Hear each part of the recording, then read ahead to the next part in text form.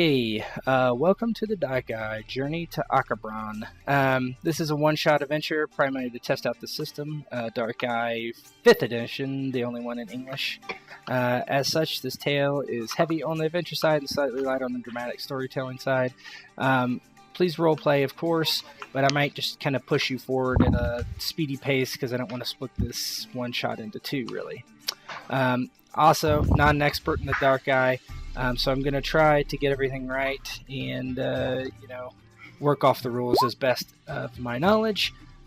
If I don't know if I have, fumbling over something and can't figure it out, I might just make a ruling and move on just to save us some time. So, All right, let's get into the game.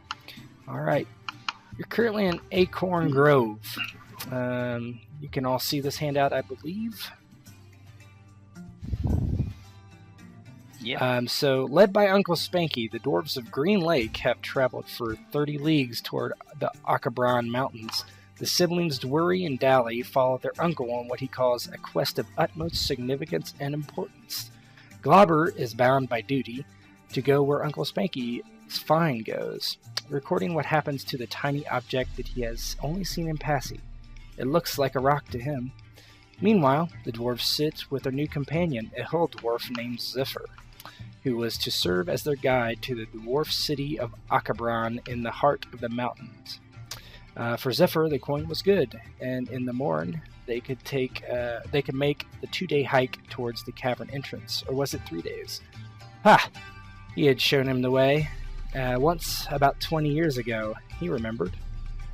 There was only one inn in the small hamlet of Acorn Grove, at the base of the mountain, and the dwarves relaxing from the many nights under the stars, with an ale in their hand and the smoke at their lips. So, based on your biography that is written for you, go ahead and feel free to kind of give a introduction to your character, starting from left to right on the tokens. Alright, I'm Bo. I'm playing Dwurry. Dwurry is the elder brother of Dolly and is very protective of his little sister. I'm very close with her, even though she continually tries to one-up me. Dwurry convinced his father to allow Dolly, which is my sister, to accompany him to the dig site. But now that the destination has changed, I'm a little bit concerned about my sister's well-being. I tried to convince her to return home, but she would have none of it. Now I must keep my eye on little sister, to protect her from herself and all the various evils that might lurk out there. This Uncle Spanky, well, I hope he knows what he's doing. Sometimes he hasn't been the wisest, but if it leads to treasure, I suppose we're still on board. Go ahead, Dolly. So I'm Dali, played by your lovable friend Zephyr.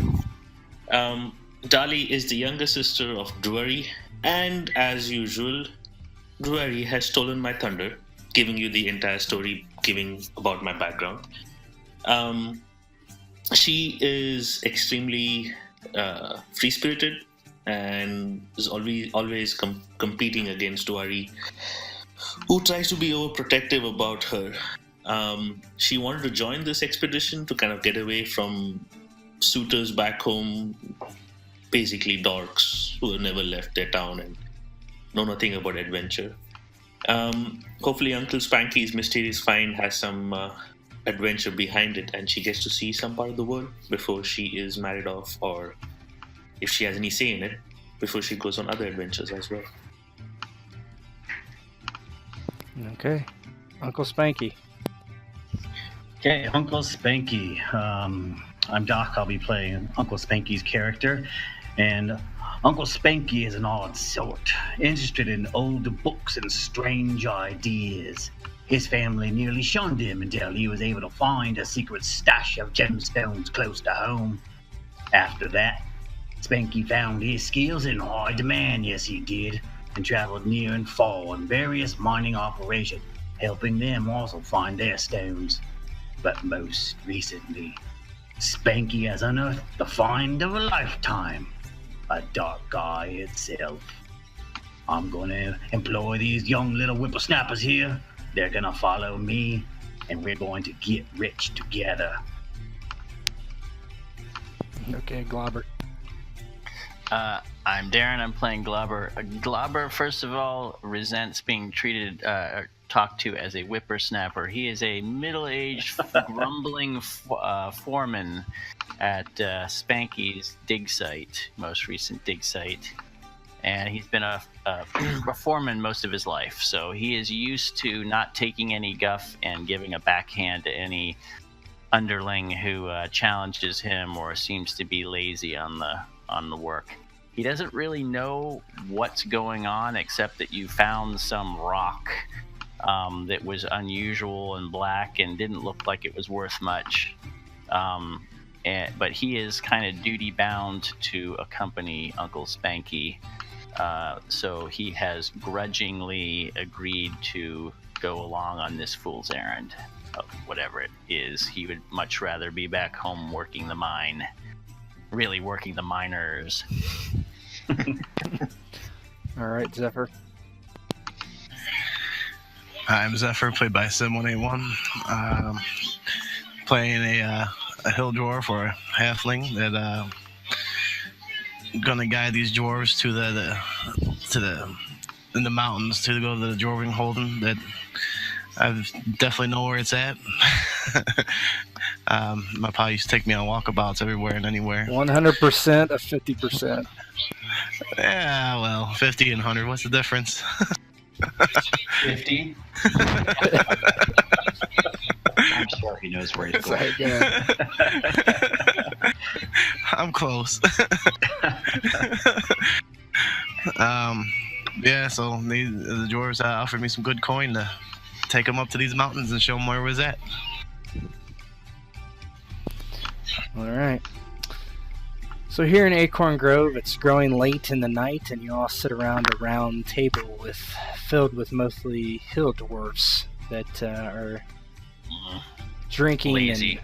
and smoking their pipes, and the room is filled with tobacco smoke, and you can feel free to talk amongst yourself and roleplay for a while. These hill dwarves do anything other than drink and smoke. Lazy. This Hill Dwarf seems cute. Is he gonna be showing us the way? That I am. Oh. And we are a lot more than lazy. We walk everywhere we go, and we find new adventures, which is more than I can say for some of you lot. So lazy and frivolous. The wary goes ahead and clumps his feet up on the table, takes a sip of his ale, and says, "Well, lazy or not, they make good ale. But what I really wonder is, how much is Uncle Spanky paying you to bring us up into those hills, and exactly where are we going?" Too much, no doubt. Too much. Oh, not enough coin, I'm sure, but it's still good. And don't worry about how they get there. When we get there, I'll show you. Lazy, frivolous, and ungrateful. Well, how we you all got just don't worry about that. I'm paying what they need to be paid. We're going to get where we need to go, and then we're all going to get paid just as easily and just as well. So, you give the Hill Dwarf a hard time, that's not good for our travels. Let up on the boy.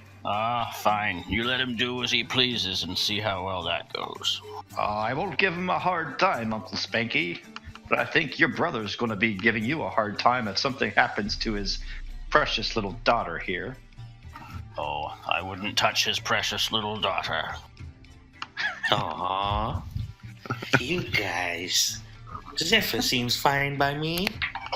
No, they certainly broke the mold when they made this Hill Dwarf. Okay. Now listen, Dowley. Good. You go ahead and keep all of that under your clothes there. We don't need another event like we had 3 years ago. Shush now. We don't speak about those things. So everybody who wishes to, please roll a, let's see, I believe it will be, let me see, A skill check? a skill check of some kind. I'm forgetting the actual name of the skill. Perception, roll perception. The most important skill of all.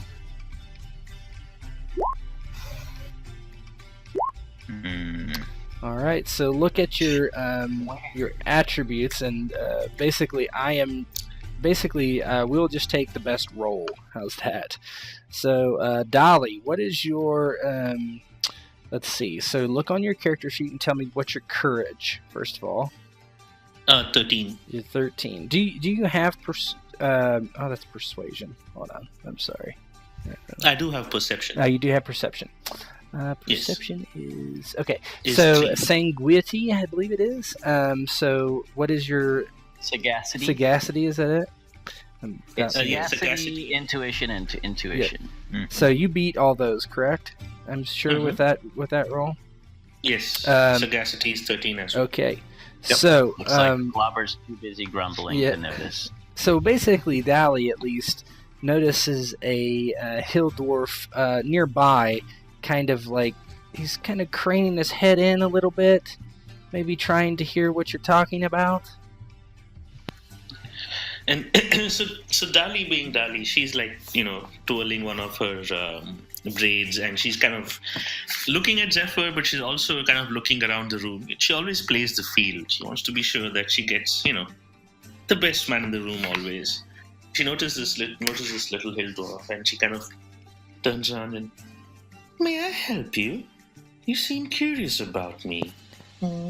And the Hill Dwarf immediately kind of rocks back on his chair in the opposite direction. "No, nothing here, nothing here."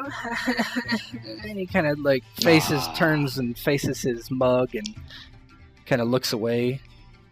Dali gets up and kind of sashays away over. "Come now, no need to be coy.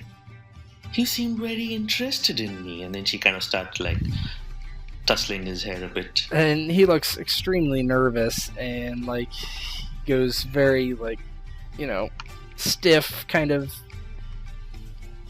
And he looks away. No, nothing. No, it wasn't you. I just heard you say something about the mountain.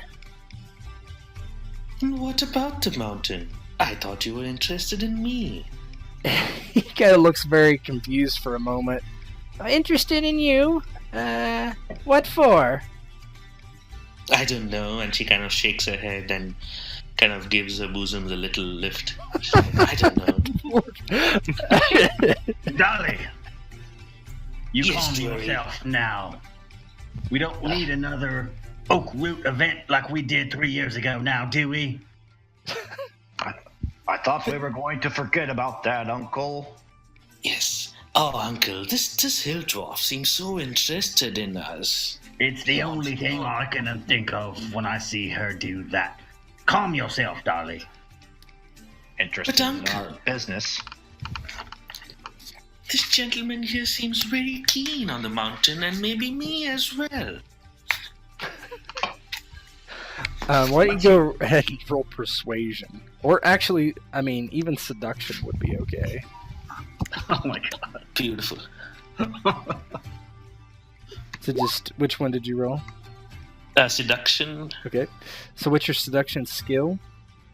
Hold on, where's the seduction? You might not have it, right? If not, you can take no, persuasion. That's fine, too. Persuasion. Wait. Courage, charisma. For seduction. Wait. Yep.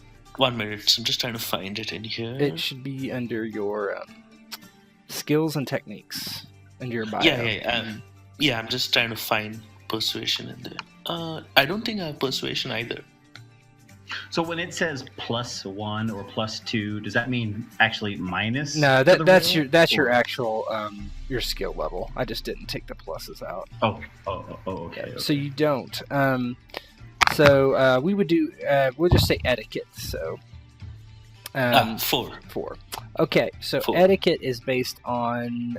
Let's see. So etiquette is based on sagacity. I keep forgetting. Which is a 13. Which is a 13. So you're -4. And what is your So in charisma, you have a better than a 9 in charisma, right? Yeah. Yes. So 14. the only so you rolled a 17, so you're below what you need for that by 4. So your empathy is 4. So you pay down that to 13, and you would pass because courage 13 is equal to your roll now. Does that make sense? Perfect. Okay. Yes. So the Hill Dwarf kind of shakes off what you're saying. He's like, no, nothing like that. Nothing sinister from me. It's only you talk about the mountain, and there have been some strange happenings on the mountain as of late. So says my brother. Why did you say strange happenings? Strange happenings. What kind of strange happenings are you talking about? Strange birds and creatures and the wolves howl. All of a sudden, in the full moon that we've been having of late, seems like there's some strange happenings. That's all I know. Could be a rumor.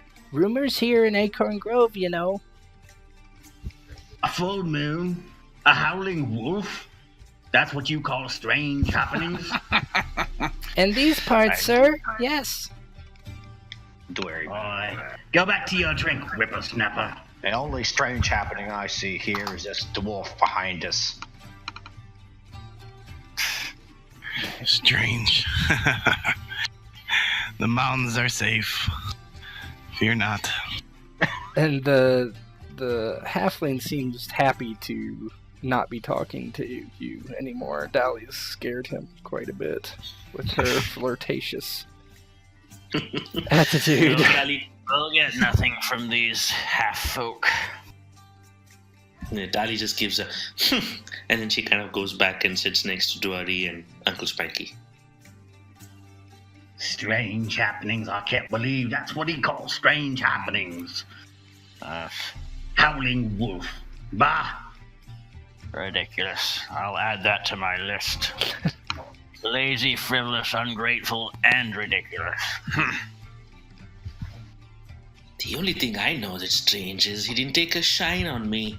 You didn't give him much of a chance to take a shine. Good for you. And you're not going to give him a chance. Here. I think you misunderstood his interest in your mountains. Please keep those covered up with your furs, sister. The men around here are seeming the lecherous type to me. I don't like their eyes. All too shifty. This list is growing too long. Lecherous now. Yes. And Dali kind of gives in and she kind of covers the mountains and she says, That's why you're here, Dwari, to keep me safe.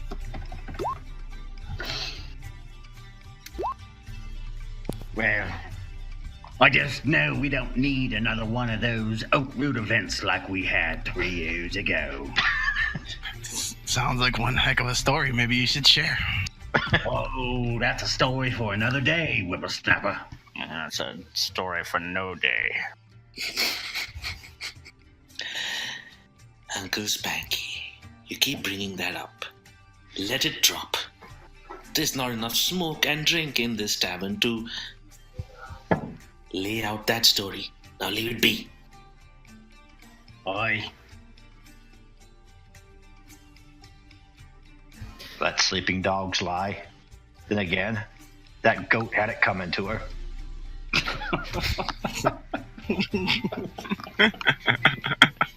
Oh my. He takes a big drink of his ale and puts it down.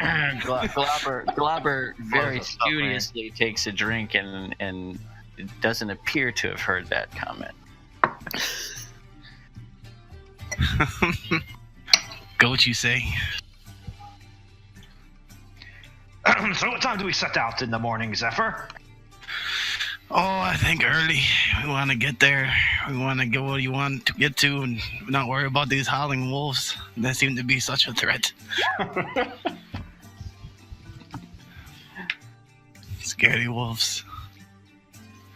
Oh man, I could use some new pelts.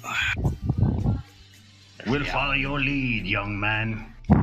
Young Hill Dwarf. Hill Dwarf that broke the mold, mind you. I mind. Oh, I'll follow you, Zephyr. I'll follow you into the mountain. We got to retire. We need our strength for tomorrow. Ready? Take your sister to her room. I think she's done here tonight. Oh, Uncle, you're no fun at all. No fun at all.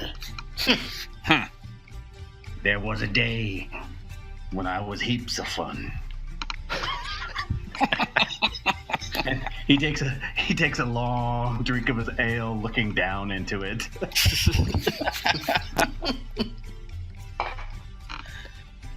All right, so are you guys retiring for the night?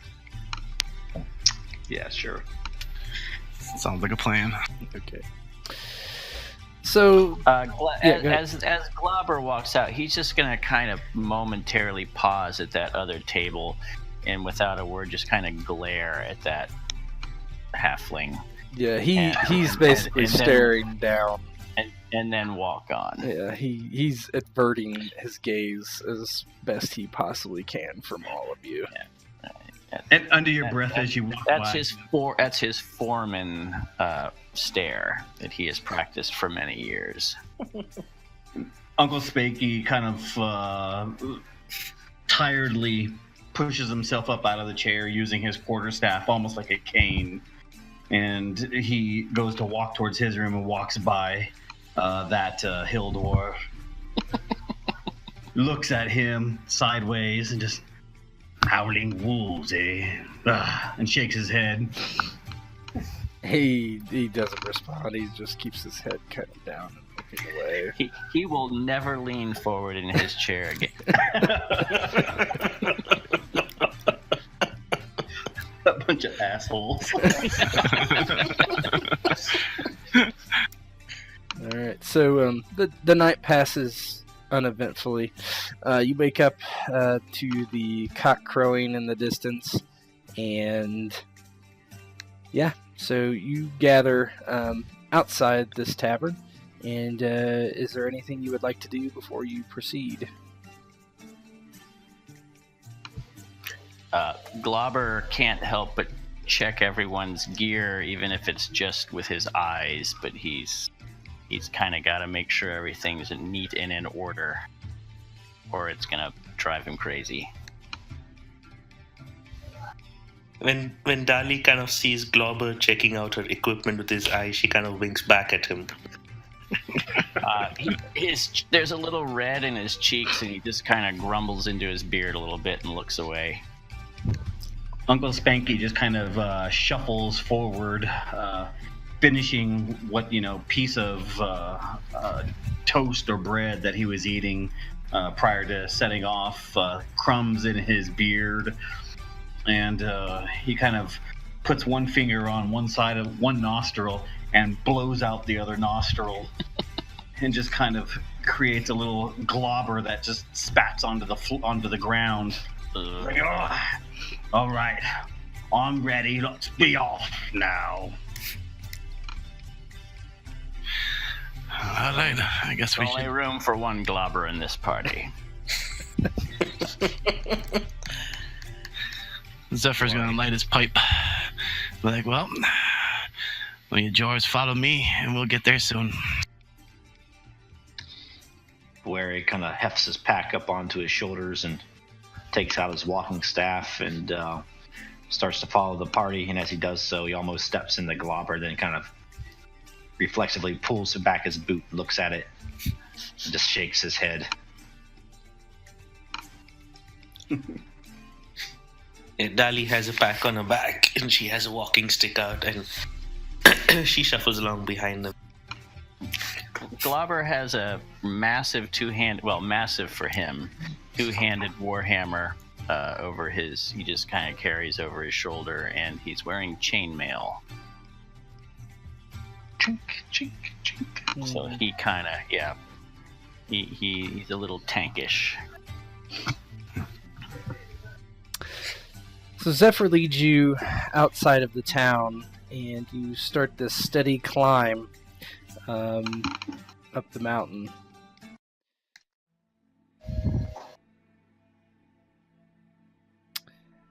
You follow a path that splits a thick wooded hillside, and slowly you begin to turn up a path that climbs higher and higher. On your left side is clearly a cliff and down into a ravine, probably 100-foot drop or so, fairly quickly out of Acorn Grove as you head to this dwarven holding that none of you have ever been to before. In the distance you hear the chirping of birds and crowing of probably crows or something along those lines, larger birds. You don't hear any wolf howling or anything of that nature. You're walking for probably 3 or 4 hours as you start to make your climb, so you feel free to roleplay. Oh, did you boys hear that? It sounded like a crow crowing. Oh, good heavens. Someone better warn the halfling. Crows crowing. How very strange. Next I'm gonna hear a wolf howling. What make me piss myself, it's so strange. We'll see. Dwery's walking in the column and he looks around and looks at the golden oranges and reds and browns on the trees and feels the wind, blow through his hair and says, but it is a beautiful country, no? I wonder what lies beneath those mountains. What veins of copper? What types of ore? Gemstones, treasure? You can kind of hear the lust in his voice. Aye, Dwery, that it is beautiful country. I'm looking forward to finding out what's out there as well. I like your outlook, young man. Young dwarf. He looks over. I mean, I think probably the siblings are probably on the younger side. So I would say like human relate be the early 20s, something like that. Yeah. So he kind of looks over to Glauber and have your boots ever tread these paths, Glauber? I've never come out this way, no. I'm content to mind my mind. The dwarf's proper place is underground. I kind of continuing forward on, and they get higher and higher up. Zephyr's just gonna be minding the trail, keeping his eye out. Zephyr, why don't you roll me perception?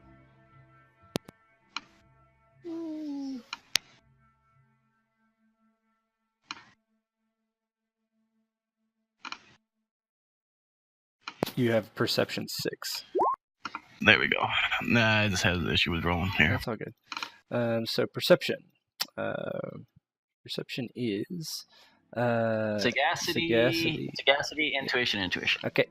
So what is your sagacity to start? My sagacity. Yeah, that'd be 10. So you're 6. So everything else is going to pass. I'm fairly confident. So what is your intuition, actually? My intuition is a 14. Okay, so you passed that, and you passed it again. So you're 6 under. You said your sagacity is 10. Is that correct? Yep. And what is your perception? Skill? 6. So just enough to pass. Okay, so you take your 16, you subtracted 6, you got 10. 10 is your attribute level, so you pass. So, sweet. As you're walking, everybody else is talking, and you're kind of mainly keeping your eyes open and looking around at your surroundings. And you see this small cave, probably not deep from what you can tell, and probably barely would even fit the size of the dwarves next to you. You can't really see in it. It's pretty dark. The first couple feet in just looks like, nothing special. But you hear like this strange kind of sound, like almost a buzzing from inside. Shh. Do you guys hear that buzzing? I hear you talking. That's close enough to buzzing for me. You guys don't hear that? It's coming from that smaller cave. Dory kind of stops. Well, buzzing up in these parts. You're a guide, so what might it be? Uncle Spanky puts like a hand cupping his ear. What's that you said? Uncle Spanky. He says we've stumbled upon a hive of angry hill dwarfs. Well, who will we warn? My gods! Get your weapons out! Get your weapons out! My gods! I guess we'll have to warn the wolves. I better bring the crows down. Well, should we look into the caves and see what the buzzing is? What's with this word we? You look into the cave. You're the one making all the coin thus far. So, and as you guys are arguing, you hear the crowing, and it's kind of like an echo, and out of the cave comes probably what you assume to be 100 humongous crows. And they just kind of like swarm at you, all around you, and kind of into you and like startle you, and you kind of are backed up against the edge of the ledge to the ravine. So I want everybody to roll body control. Or die. Body control. I don't have access to my token. Oh, okay. Let me So fix that.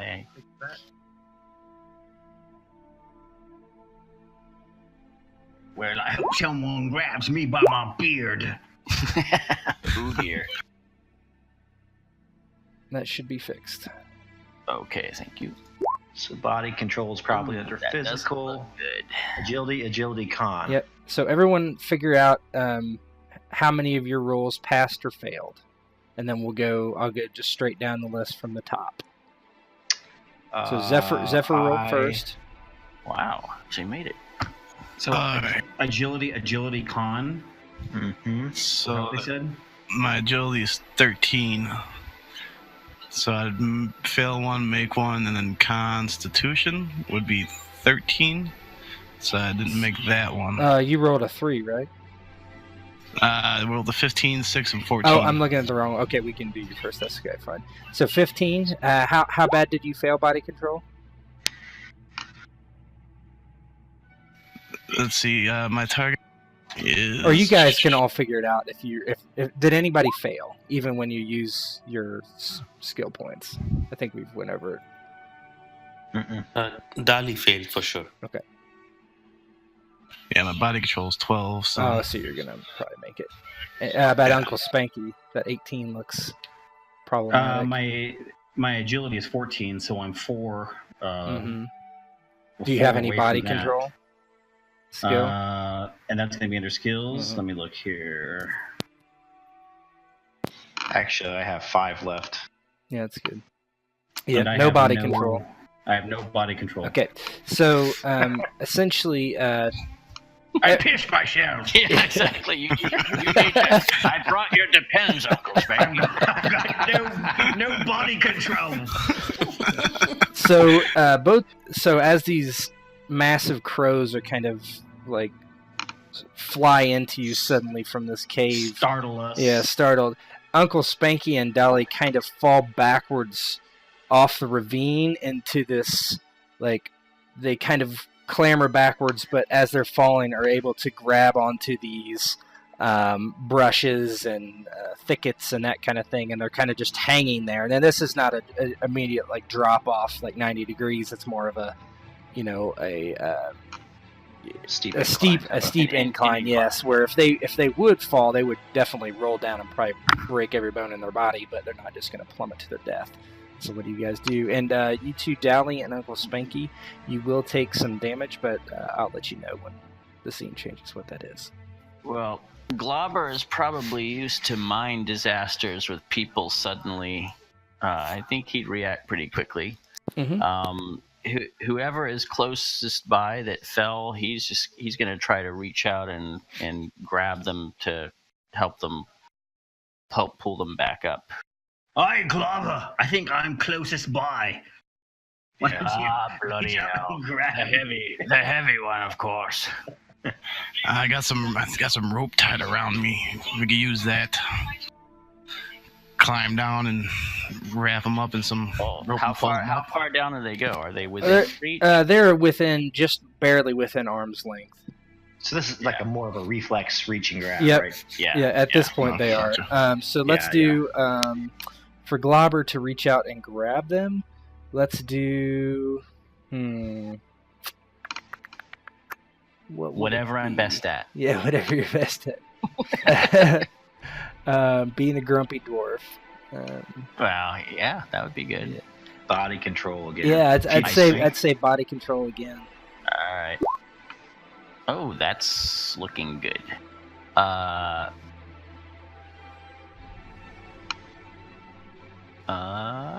That is actually, they all made it, and I have 4, so I am 4 QL. Yep. So you reach down and grab Uncle Spanky by his wrist as he's kind of sliding down the hill there, and kind of you're holding him there at this point. What are the rest of you going to do for Dolly?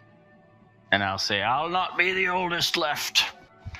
Dwari would reflexively probably be close to her as they were marching. It's gonna, Sister, my hand! And he'd drop to his knees and thrust his wrist down for her to grab really quickly. Okay, go ahead and roll body control. Body control. Oh, that's a good roll. Yeah, I have 10 left on that. Okay. So you also grab Dolly, but more by the shoulders, kind of, as she's going. So why don't you guys role play that, how that looks from all 4 of you. Watch the mountains. Oh, these crows, where did they come from? They almost knocked me off this mountain. Well, I'm sure it had nothing to do with the buzzing I heard. Oh, I Crows think buzz. Glabber's just all business. He's just trying to get Uncle Spanky up. He's not gonna Uncle comment Spanky now. kind of comes up and gets his bearings about himself and dusts himself off and takes a deep breath. Oi, thank you, Glover. Glabber Much appreciated. Glabber just nods. He says, I'd rather they call you old man than me. Very well, then. I am in your debt, young man. Think nothing of it. Think nothing of it. And some of these crows are kind of now perched about, just kind of like crowing, obviously just standing there. They almost look like they're looking at you, oddly enough. It's kind of eerie. You don't know if you're thinking that just because they almost knocked you off the mountain, or... Look around for a rock to throw at them. And Globber will pick up his warhammer that he would have just tossed down by reflex, and he starts just pumping it in the air and yelling at them. Go on, get away! Yeah, Uncle Spanky throws a rock up at them, and they scatter, but not all of them fly away. Some just kind of relocate to a different position above you somewhere. Looks like we have an audience, guys. Cheeky birds. Some scary crows. Aye. Not fond of birds. I hear they're good eating. That's about all. Well, I wonder if that's what that young Hill Dwarf was talking about when he said strange happenings due to the crows.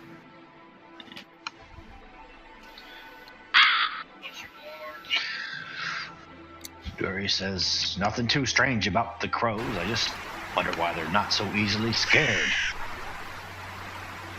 They seem to be watching us. That is indeed strange. They're not scared because they're crows. Crows are smart. Just as smart as a Hill Dwarf, some say. And Dwari laughs at that.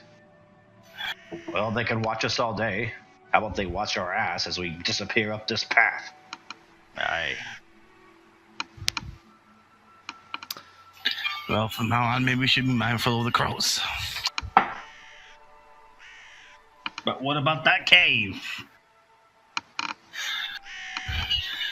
Well, do you hear the buzzing I was talking about earlier? It's Or not. is it now It's gone gone. squawking It at was. us? What you assume it was like kind of the echo of a bunch of birds inside. That's good. You want to go see if you can find some crow scat? Sure smell better than you. Use it to start a fire, I suppose. Well, I guess being a Hill Dwarf, you don't know a whole lot about caves. Now that they're dark and no place to be messing around in. Glauber just does a little harumph, and he'll just walk over there and take a look in the hole if he can. Enough of this discussion. Yeah, you go and peek in, and there's nothing of interest. You just see a lot of. It's a little deeper than you might have thought.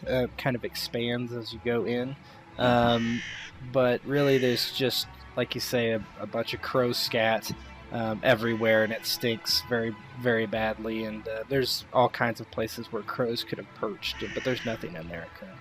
You get to the back very, very quickly. Yep. All right. He comes out and just makes sure he's he's not covered in any scat, and comes back and says, "Nothing to report, Uncle. Just Boy, as I suspected." Let's be off, then. Carry on, Hill Dwarf. Let's be off. All right, let's continue. We should be there soon enough. You No, continue. this is just Yeah, go ahead. Oh, good. This is just a day's march, right? We don't need to hunt for food or anything. You've got supplies. It's a couple days yes. up there at least, but you've got supplies where you don't need to hunt. So you keep going until the sun begins to fall over the other side of the mountain, and it begins to get dark, and it is time to do one thing, and that is camp. So go ahead and roleplay. Let's set up our camp now. I'm famished. Got to eat. I need some meat. I need some ale.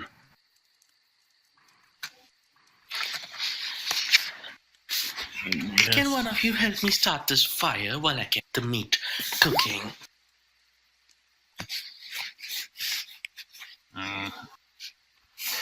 Yeah, Glauber is just mostly concerned with setting up a proper camp and making sure the tents are aligned properly and that sort of thing. Zephyr will go over and start building a fire. Oh, thank you, Zephyr. You're so kind. Dory kind of be pacing the perimeter of the camp, kind of looking into the woods and up into the mountains, listening for any signs of encroaching beast or anyone that would cause them harm. Yeah, every once in a while you hear a crow in the distance, but nothing. They seem to have left you alone as you kind of kept going up the mountain. Less and less were following you, or what you suspect were following you. Of course, it seems strange, but less and less crows as you climbed up the mountain.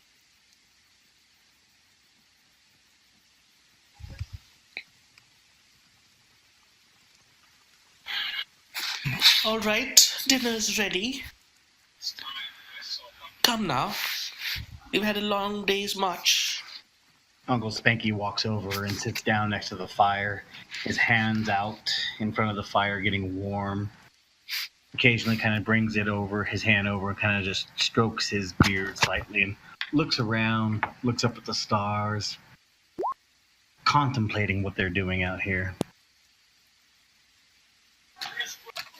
Zephyr's gonna sit next on the fire and just a plate of food.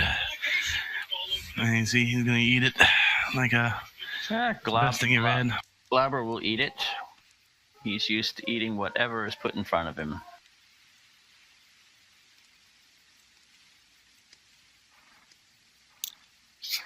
Dwarry, would you like to have some food before you turn in for the night? Indeed, it smells delicious. And Dwarf sort of patrol around the perimeter of the camp, and he comes and down and bites into the meal, and the juice kind of delicious. And by the way, Dolly, I know you can handle yourself. I didn't mean to save your life back there, but I just want you to be mindful of what you're doing. You know me, brother. I can't pay attention all the time. Sometimes my head's up in the clouds. It just has to be like that. That's why you're here. I can't help but blame you. It is a beautiful country up here. And as he does that, he kind of looks upwards and sees the clouds overhead, and I'm hearing some rain. Yeah, it's starting to rain now. No, it's starting to rain. And he listens, and the drops fall in the fire, and you hear that sputtering. Glabber looks almost pleased for the opportunity to show how rugged he is in the rain.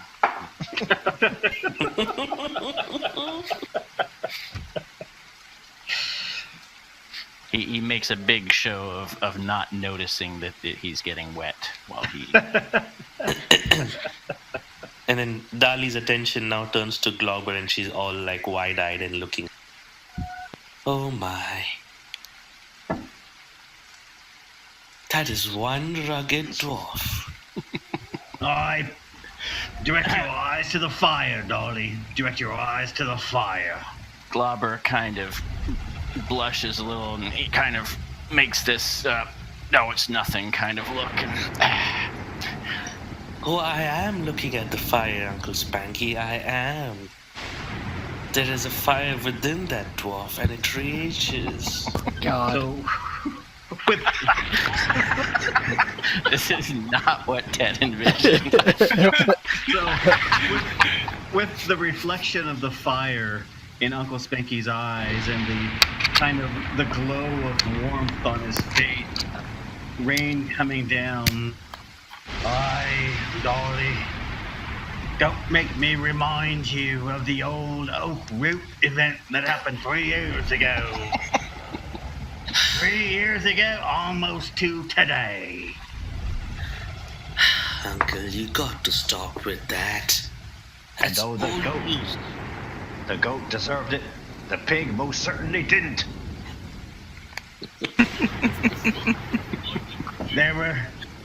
There were many unfortunate victims in that event. Oh, so now we add a pig to the story. Uncle Spanky's trying to keep me away from the girl. He's doing a good job. As you guys are talking, you can hear in the distance like thunder now, and the rain is starting to really get heavy. Everyone off to your tents now.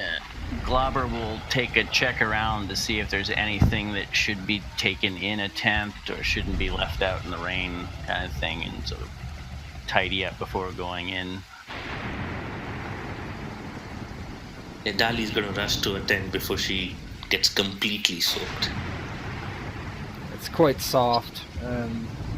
The fire dies pretty quickly. And you guys are able to bring any of your traveling gear in that you might need out of the rain inside your tents. Yeah, Glauber kind of takes his time. He's whistling while he's doing it, so you know he's still outside. like a real man dwarf. Zypher's gonna holler out, "Still taking your shower, Glauber, huh?" It's an improvement. Dwari's inside his tent, and he's kind of yells outside, trying to take Glauber down a notch so Dolly doesn't think too much. It says something like, "Hi, Glauber! I'd like to see your valiant silhouette against that night sky all ablaze with lightning. Go up to the highest point. Raise your warhammer high." Glauber's a little confused for a moment, but he picks up his war hammer and raises it up. And you gods and lightning, I'm not afraid. See Do your worst. He is not struck by lightning. I'm just so glad Dolly's in her tent and not able to see this right now. And Rory kind of says to his sister, well, I don't know if he has balls as big as boulders or no brains between his ears. That ad is a brave dwarf. I think it's a little bit of both there.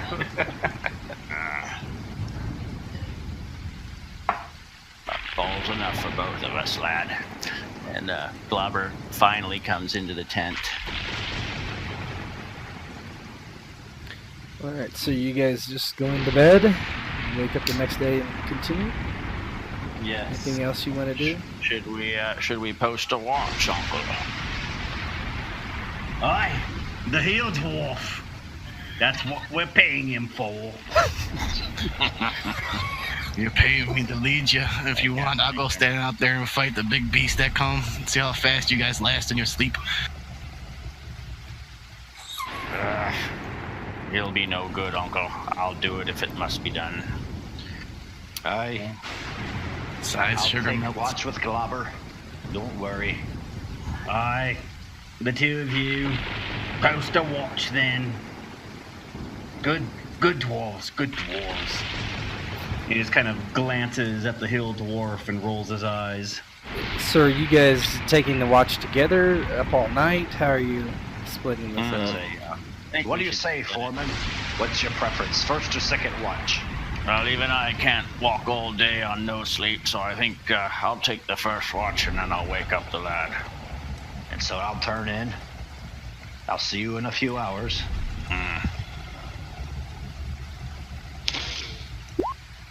Alright, yeah, so Globber will go outside the tent and he'll post himself in a place. It probably looks like maybe on these crates, sit first. Mm-hmm. Just in case anybody's still awake and looking out to see what he's doing. He wants to make sure he looks, unaffected. But after a little while, he'll look to see if there's any sheltered spot that he might go to not get. You could probably sit on like an the edge of your tent, essentially. Yeah. Right? And kind of peek out. Yep. Like somewhere like Yeah. right there. So he'll do that eventually when he's pretty sure everybody's asleep and isn't. Look out and not see him valiantly sitting out in the middle of the rain. So it's a few hours later. It's probably towards the end of your shift type of thing. And it's very dark. And the rain has pretty much stopped at this point. And you're able to make a fire again. And get it lit. I will gladly do that. Maybe Dwery kind of hears the fire crackling as he kind of wakes to take his watch. That's fine, yeah. Mm-hmm. He kind of walks out here and he's rubbing his eyes and had a little bit of sleep, and he says, Foreman, up all night in the rain? I like your eagerness, lad. I didn't even wake you. Good on you. You haven't even moved from that spot. Well, it is the most advantageous spot. Like a statue you are. Balls not as big as boulders, but bigger than mountains. Although a little bit sodden and wet. I can still perform my duties. Well, at any rate, you can turn in, and I hear some wolves howling. Yeah, now you begin to, in the distance, hear wolves howl. Blast. No. I don't know much about them, but I hear tell they'll usually leave you starving, but I suppose we shouldn't take chances. Does Dali hear the wolves? Why don't you go ahead and everybody can roll Sleepy people. Are we sleeping? But perception with basically you're going to take a negative, so all your attributes are halved if you're sleeping. Oh my, that's not gonna happen. Yeah, so And maybe I assume Zephyr. I mean, what's the your? two dwarves don't have the two awake ones don't have to roll. No, right? no, you guys are good. Yeah. Okay. So Zephyr, if your attributes are halved, do you make that, or can you make it? Sagacity. It's- Half round down. Round Or up. from- Just round up. That's fine. Sagacity, no. 9 doesn't make it. No, I know Dally and Uncle Spanky won't, but Zephyr could. Oh, Zephyr, sorry. Okay, Yeah. I'm at. Not Zypher. Zephyr. Yeah, sorry. I didn't realize what I was doing there. Okay, so Zephyr, you're...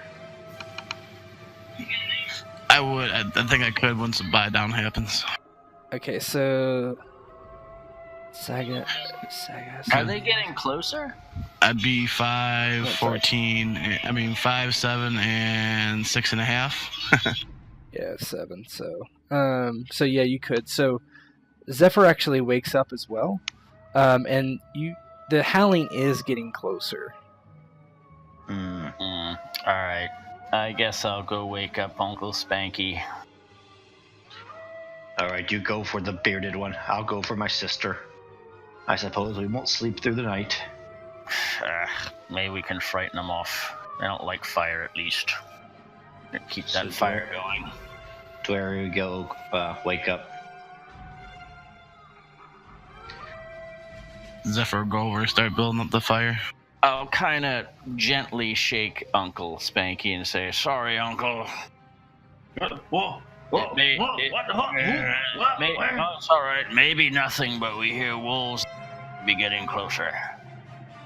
And you start to see these images on the periphery of the fire, kind of like stalking the camp, and they're kind of like moving around in a circle, mostly on the kind of east and southeast side of the camp. Everyone, get near the fire. To where he goes and kind of shakes sister awake. Sister, wake quickly. What is it? We have visitors, and he points to the side of the tent, and you can see they're still in the tent. You can see like a silhouette of a wolf outside, kind of, and he puts 2 fingers to his mouth, and he points to the fire. Let's go. And Dali quickly follows. Don't worry. Zephyr's gonna get his bow and arrows out, and he's gonna tear cloth off and wrap it around one of his arrows. Okay. So you hear the wolf. Basically, you see the wolves kind of moving around. Globber says over his shoulder, "Woman, keep that fire going."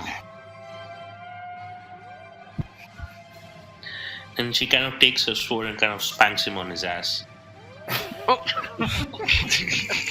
I'm here to fight as well, Globber. And as you hear this big clap of thunder, and it starts to rain again, and your fire begins to slowly kind of hiss and kind of dim significantly. Dali kind of rushes over and tries to keep the fire going. Zephyr's gonna dip the arrow into the fire and try to notice one of the wolves. Blast. This smacks of witchcraft and such. And he's gonna... Bad luck. Yeah. I just smell Globber. And go ahead. Who has the best perception? Is that Zephyr? Is a baseline skill. My Yeah, perception yeah. is 6. Mine's 10. Oh, then Dwarry probably does. So why don't you go ahead and roll against it? Ooh, a 1. Oh, nice. So that's going to pass. So, Dwarry, you think you see something kind of over to your right, and you think it was like not a wolf, but maybe like another, a humanoid kind of figure just walk at the edge of the light briefly. My fair, brave companions, I have news for you. It's not exactly time for delivering news. Let's not call it, it's on a need-to-know basis, and I think you need to know, that these wolves, they don't appear to be normal wolves, because normal wolves don't typically have something that walks on two legs, corralling them about and trying to murder us. Are you trying to say there's a man out there? I'm trying to say there's something out there. So, Uncle Spanky grabs his staff and kind of holds it with two hands, like hand over hand, two hands gripping his staff, and he closes his eyes and he puts his head down. With a crack of thunder behind him, he yells out, "Alamatut!" and gives himself a skin of armor. Okay, just subtract you should have, your bubble should have your AE, just subtract your AE amount that you used there. Which is AE, the green? It is the green, yes. Thank you, Uncle, for using your magic to keep this fire going. Yeah. Yeah, so what do you do? I can't, there's nothing I can do. Dally, are you... Sucking the fire away. Yeah, so if you want to try to keep the fire going, or increase it, we'll see how good you do on your test. Do a, let's see. There's metalworking. Woodworking. No, I don't have Woodworking. If you have a skill that makes sense, I would let you use it. Just survival. Yeah, survival would be good. Survivals definitely sounds right. I don't have survival also. Well, if somebody does and they want to keep the fire going, they can. Nah. I got survival 7. Why don't you try to roll it? I can tell legends about famous people that kept fire going. A 19, so how bad does that first one miss? We're supposed to find it first. Courage. My courage is 14. So you're 5 off. What was your skill? Skill for survival 7. Okay, so you Nice. keep it going at the current level, stoking the fire. But to do that, you have to put your bow and arrow down. Alright, I'm gonna put it down and see if I can get it going at the current level. Okay. So right now you're just like stoking it as hard as you can. Yeah. Right? Glabber looks over at Dolly while she's doing it. Is she exposed? She looks like she's gonna have her back. Glabber's gonna just. She is move. exposed for sure. Yes. Yeah, he's gonna move over to kind of be protective of her. Okay. Yeah, you can't at this point. You're not really sure where you see like their outlines from time to time, but you're not entirely sure where they are. But as eventually you hear something else besides the wolves, you hear something like it's a voice, clearly a voice. You mustn't take it to Akka Bran. Give me the dark eye. You mustn't take it there. Give it to me instead. The dark eye. What eye? Well, Dwery, either you were right, or that's a talking wolf. Oh, I don't know what's going on here, but show yourself. Step into our light. Leave the dark eye where it sits and go back, and my wolves will not eat your flesh. Why should step into our light? You have a strange way of parlaying. This is no parley. You mustn't take the dark eye there. Give it to me. He kind of says, Uncle Spanky, I don't trust this person. What's the dark eye? Yeah, we know. Dark eye, Uncle. Do we know what the dark eye is? Has Uncle Spanky told you what the dark eye is?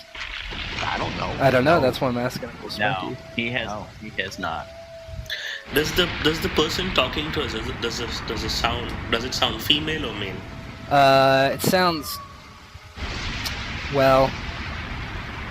sounds more like a old woman, perhaps. Like a crone. And you see just barely in the edge of the light. Mm-hmm. And Dali's gonna say, "You old wench, I will give you the dark eye. Come over here. Give it to me now. I'll give you 2 of them. You must. Step in the way." And she's like, your spirit, girl. You must Where give he it has to me. You mustn't take it there. Where he has his crossbow ready to go. And as soon as she steps into the light and he'll get a clear shot, he'll just going to try to give her the one eye. okay, why don't you go ahead and... okay, so we'll start combat. You can go ahead and use your crossbow skill. Leroy Jenkins. Do you want us to roll initiative? We'll do this first and then we can roll. Okay. While you're doing that, I'm going to empty some beer. Okay. So Eight, you eight, hit, please. so for 8 damage. She is going to try to dodge.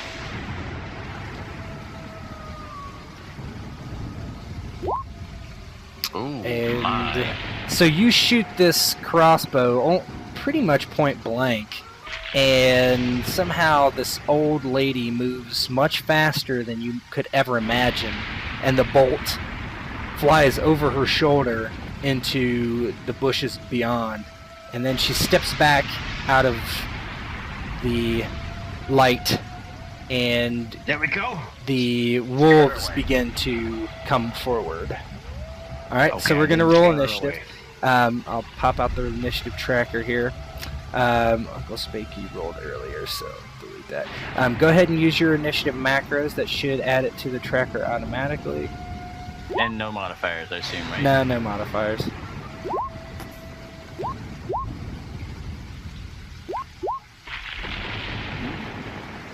He's a quick little one, eh? I am very nimble. Witchcraft. Not bad luck. Ooh, my, they're fast. Yeah, not good. Alright, so Okay, I'm back. order this. Roll initiative, Uncle Spanky. Okay. Spank it.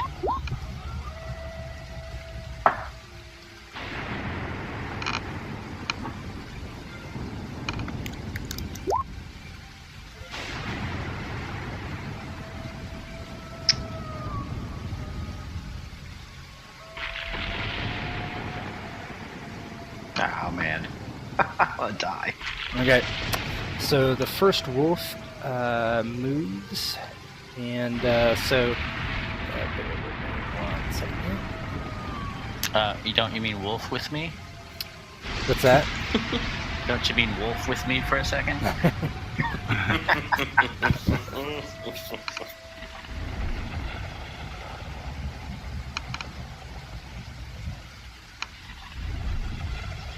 Yeah, 1 second. It's not. Bear with me, guys. I think they're trying to shake us by waiting. Okay. So it is going to use a special ability, which basically lets it move and attack at the same time. It's on Uncle Spanky, so this wolf like charges in and leaps at him. Uncle Spanky looks startled. So it jumps and bites, but Uncle Spanky is basically able to ward it off. How do you do that? As it jumps at me and I'm startled, I just reflexively, with my staff in 2 hands, kind of just go from left to right and knock it in the jaw, knock it away. Okay. All right. So, Zephyr, what are you doing? I'm assuming you don't have your bow in hand? Nope, bow's not in hand and spear's not ready. At this point, Zephyr's gonna see the wolf come up, and he's gonna ready his spear, which is, I guess, is gonna take an action. Is that on the action list as a example of an draw action? a weapon. Okay. Yeah. I would let you use a fate point to ready it as a free action. Alright, that's what I'll do then, and I'll step into the kind of... If Glauber had seen that the little guy standing there with nothing in his hands, he would have told him a while back, "Get your damn spear out, boy." I was trying to... Yeah. to build the So fire. just so you know, He was working on the fire. each Okay. round you're not tending to the fire, there's a potential that it could go out. Oh, I see. So is Zephyr the only one who's tending the He fire? is currently, yes. Ah, okay. If Glauber can, Glauber will say, "I got your back, boy." Alright, in that case, I'll attend the fire again. Okay, Since, go ahead and roll survival once more.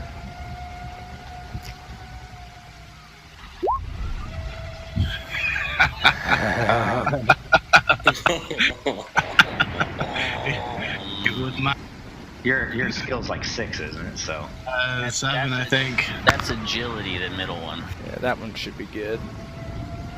Hang on, I gotta find my... yeah, chill. Survival is, it's agility, that middle one. Somehow I managed to close my character sheet here. As the That's agility is 13. What's your skill? Yeah, my survivor skill is 7. Oh, just barely. So you're able to keep it going. It's about to go out and it's just Keep it up, lad. You're doing well. he's blowing on it. You stop these things from chewing on my back, we'll be alright. So this wolf charges Dwari and pounces. And it also, it like comes down and misses. How does it miss? What do you do? Yeah, it snaps at the air, and I just kind of lunge to the side and take my elbow and kind of hit it in the torso, and falls on the ground snarling. And you're up to counterattack. If you wish. So I still had that crossbow out. I have this quick load thing. Yep. Can I pop one in and fire it point blank? What is the reload on that? We'll just say you can, just to keep it going. Sure.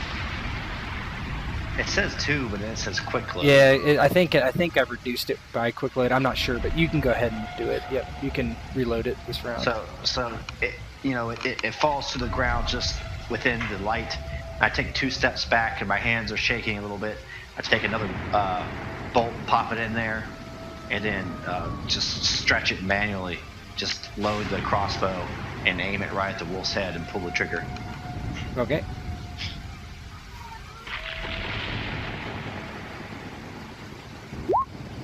Oh, miss. Ooh, yeah, those hands are shaking. Yeah. So the bolt just goes. Basically, it's so close that your body is like contorted in an awkward way, and you're trying to shoot and just shoot over its back, basically. Glauber.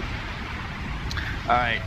Glauber says, "I got your back, boy," and he'll just step here, and he'll just ready himself in case a wolf comes into view. Yeah, you can do that.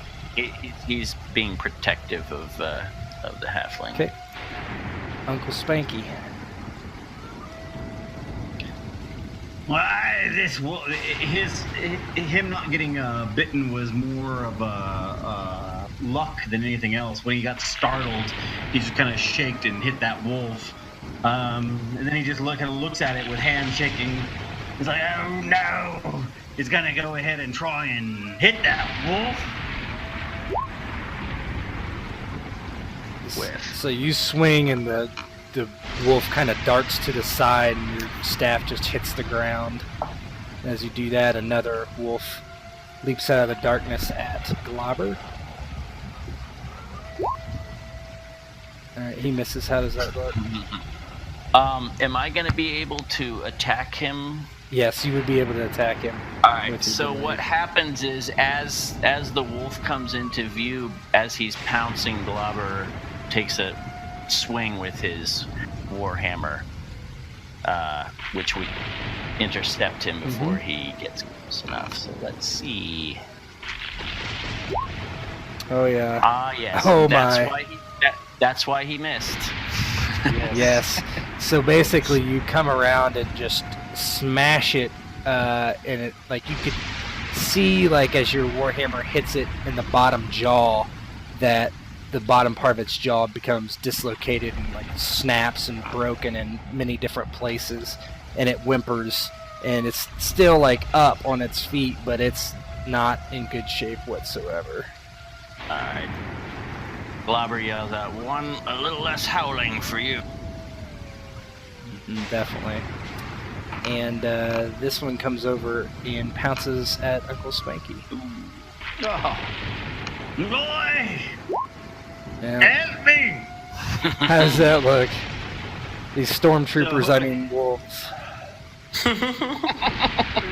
So after Uncle Spanky took a swing at the other one, there's a crack of lightning, and through the bright light, he sees this other wolf just kind of lunging at him, and more out of old man fear, he kind of brings his staff up and to cover his eyes and cover himself.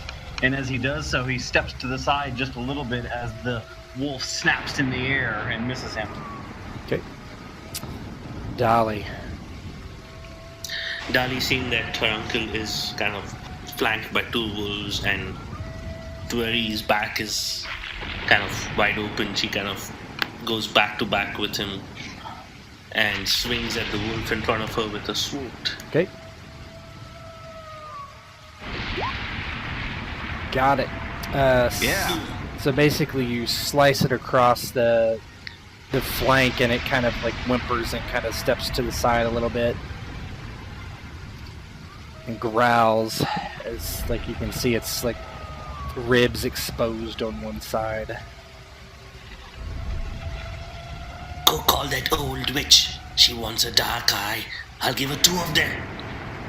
Run away.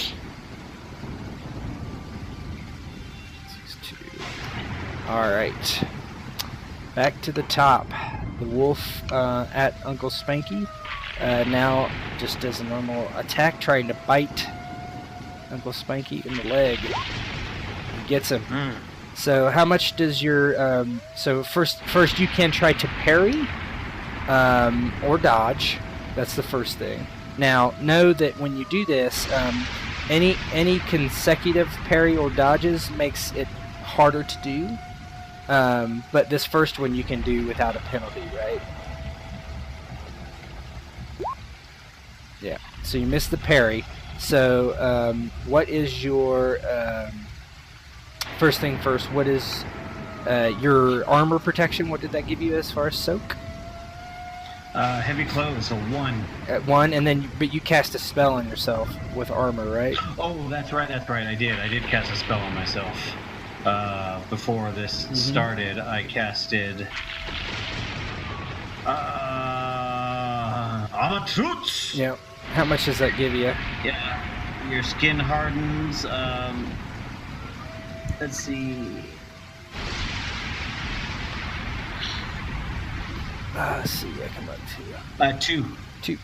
Okay, so you take 4 life point damage. Go ahead and update your red book. AZ cost AZ costs 4. Why did I spend 7? You spent. Looks like you spent 8, but give yourself back 4. That's fine. Yeah, it says AZ cost 4. Yep. So go back to 16 on your green bubble. Oh no. 8 AZ for protection 2. Oh, then you did. Yeah, so I have protection 2, so I spent the 8 AZ. Yep. So it basically bites into your leg and gets through your clothes and your spell, but not nearly as bad as it would have otherwise. Zephyr, what would you like to do? What? How much damage did I take? I'm sorry. You took 4. 4. Okay. I'm sorry. You took 4. Yes. So Zephyr's gonna grab another handful of sticks and a log and try to throw them into the fire and Go ahead get it and roll going survival. again. This fire's gonna fall out sooner or later. So what's Oh that man, last you're one? killing it. Yeah. That's That constitution. last one's con, yeah. Oh, your con might not be that good. My constitution is 13, so got I'm it. still making. Yeah, I got it. So you're able to keep the fire going. Expert fire maker. Yeah. So the wolf facing Dworry attacks. Bite. Miss. How's that look? So same type of thing. I'm gonna dodge to the side, but at this point, I'm going next, right? So Yes, yeah, you are.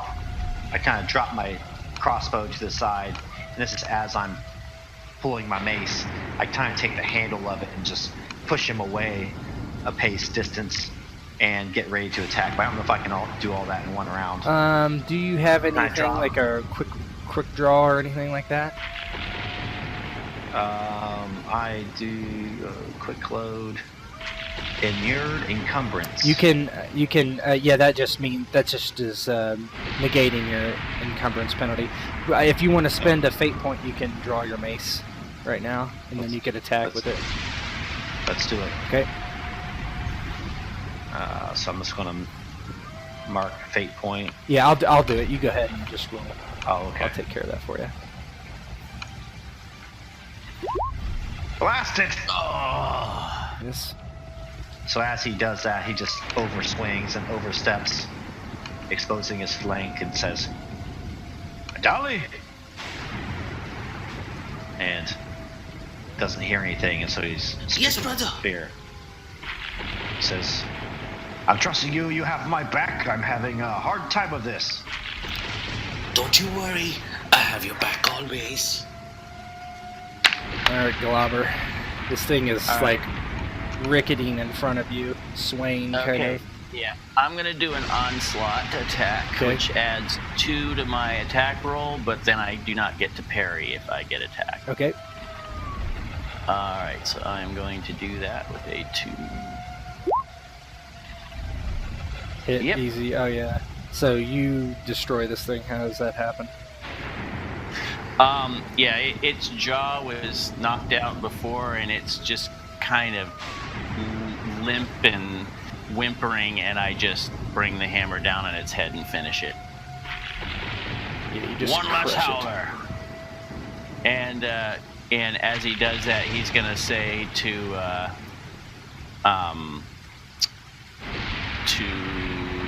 Zephyr, he says, "Let's shift right, boy." Okay. Uncle Spanky with 2 wolves on him. What would you like to do? Uncle Spanky, after he kind of like got hit by the other wolf, and he has a staff in his hand, he closes his eyes, and then in a clap of thunder, "Full Nickendus!" And he casts a spell at the wolf right up here. Okay. So what spell are you casting? Well, Full Nickendus, of course. Alright. Let me see what that one is. So now you need to roll a skill roll. We didn't do this for armor, but that's fine.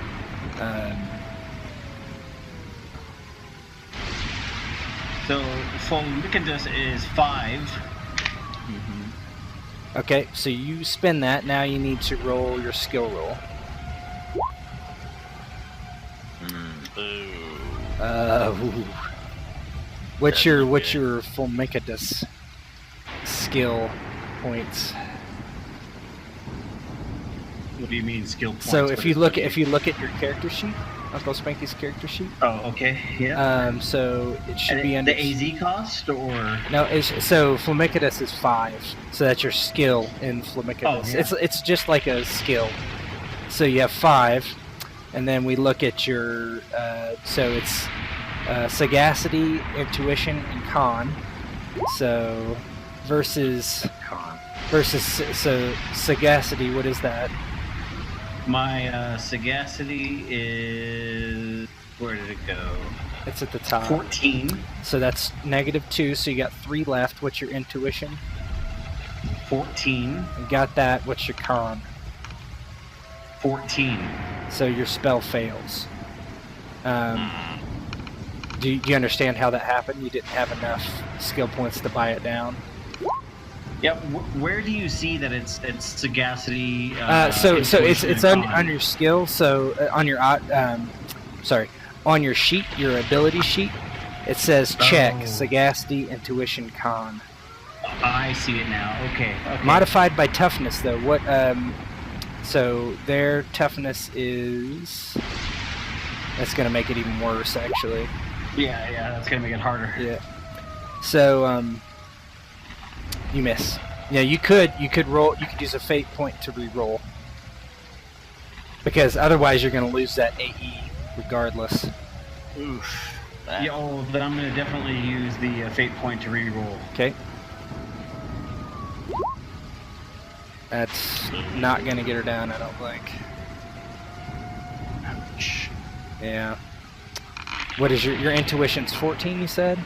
So that's 3. Yeah, Yep. it was You fail. 14, 14, and Yeah, you failed. So subtract your AE. that was 8. Yeah. So basically, you're casting and just like it just poof and nothing happens. And that wolf attacks you immediately.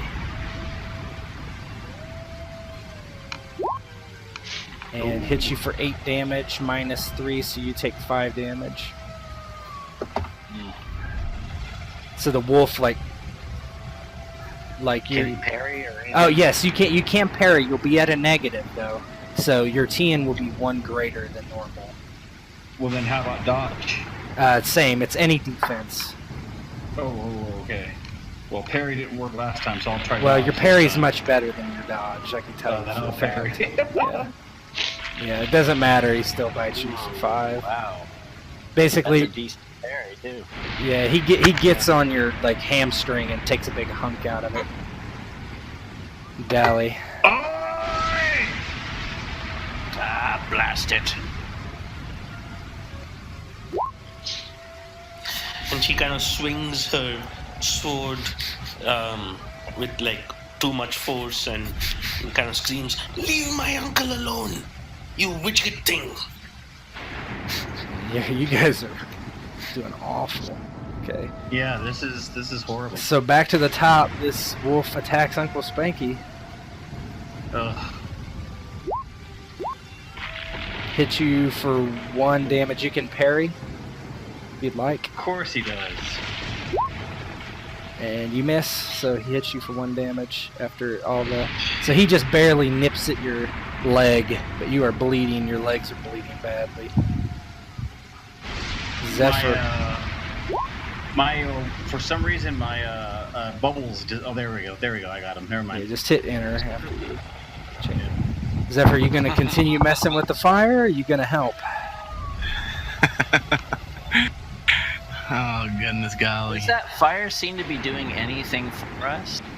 I mean, maybe at this point, maybe it's just not bad that it's out. I don't know. If it goes out, you guys are good. You are in its light, but once you can't see, Have the wolves shown any sign of not liking the fire? not really. No. But so, how bad would visibility be affected if it went out? If it went out, you would be blind or close to it. Well, some of you have dark vision, some of you do not. But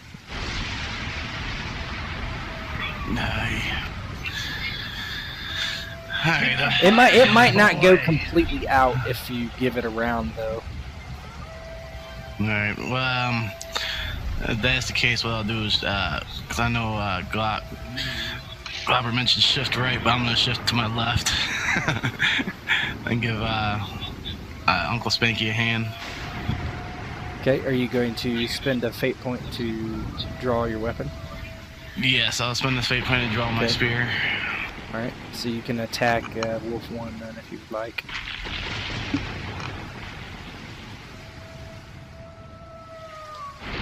I don't think I get any modifiers. There you go. Nice. So, let's see. Is there on this thing? So you basically stab it in the side. How does that look like specifically? So Zephyr's gonna look up from the corner of his eye and see Uncle Spanky kind of trying to fight off two walls and getting bit and everything. Don't worry, old man, I'll come help you. And I'm gonna grab the spear and I'm just gonna go charging over there and give the good old thrust into the first wolf I can get to, and try to give it a little pushback at the same time. But at least I know I stabbed it. Yep. Give you something to think about, Wolf. And it hit, like, whimpers and kind of turns towards you as you stab it. And the one in front of Dwurry attacks. And Dwurry, you can parry with your shield if you'd like. Oh, you don't have your shield out. You can parry. Yeah, just go ahead and parry or dodge. No. We'll assume you slung your shield somehow. I was looking to see which one's better there. I believe for you it's parry because of your shield. Okay.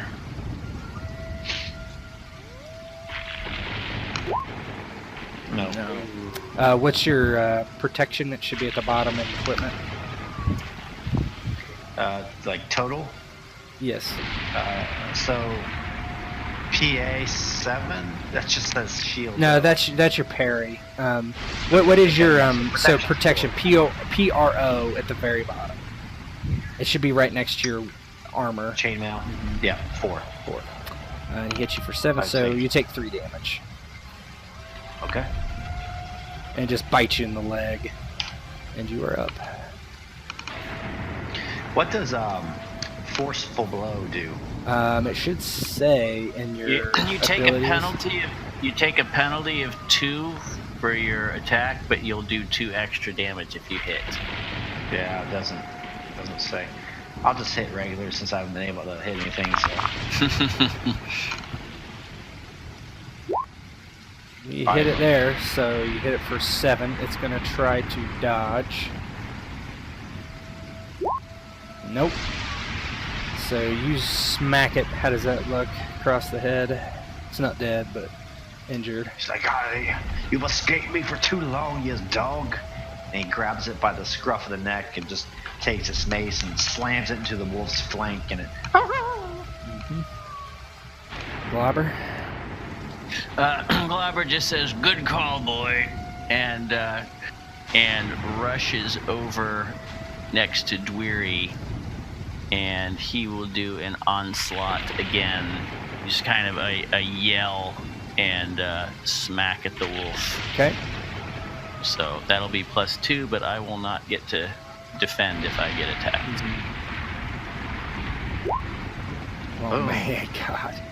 Boom! Yeah, it's dead. How does that look? It looks gross and furry. Yeah.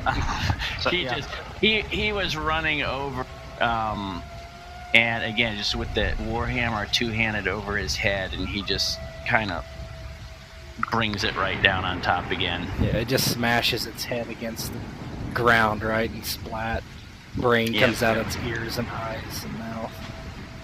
All right. To where he had the wolf in the scruff and just gets knocked out of him, and he sees on his right flank Globber, and he gives the movie kind of head nod where he barely inclines his head, but Captain Kirk like. Uncle Spanky. Okay. Uncle Spanky, seeing that his spell didn't work last time, he just kind of shakes his head, shakes it off, the water hitting him down on his face, his beard soaked and dripping, and just says, "Oh, I've had enough of you, dog!" And he smacks the one right above him. Okay. Nice. So this one's going to dodge. It has not dodged yet this turn. Nope. You hit it for 6. Okay. So basically, you hit it very hard. It doesn't fall, but it looks like it's about to. So.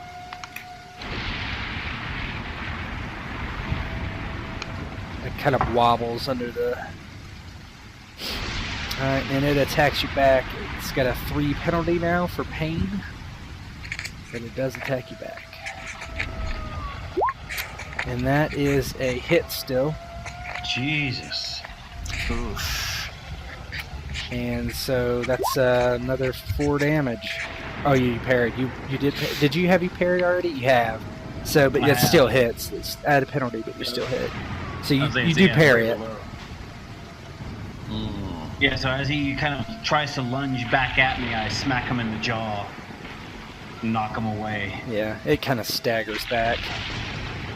All right, Dolly. Finish him off, Dolly. And she does. Dali she takes her long sword, like high up in the air, and then whacks it hard, and she like, leave my uncle alone. Way to go, sister!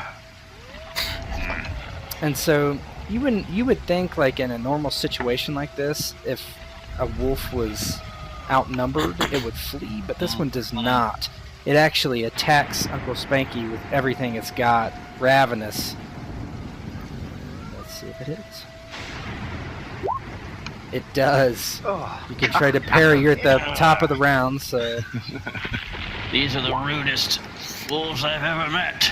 And it just, so you take 5 damage. It tears a huge hunk out of your calf. And you hear in the distance, You mustn't take the dark eye there. Give it to me.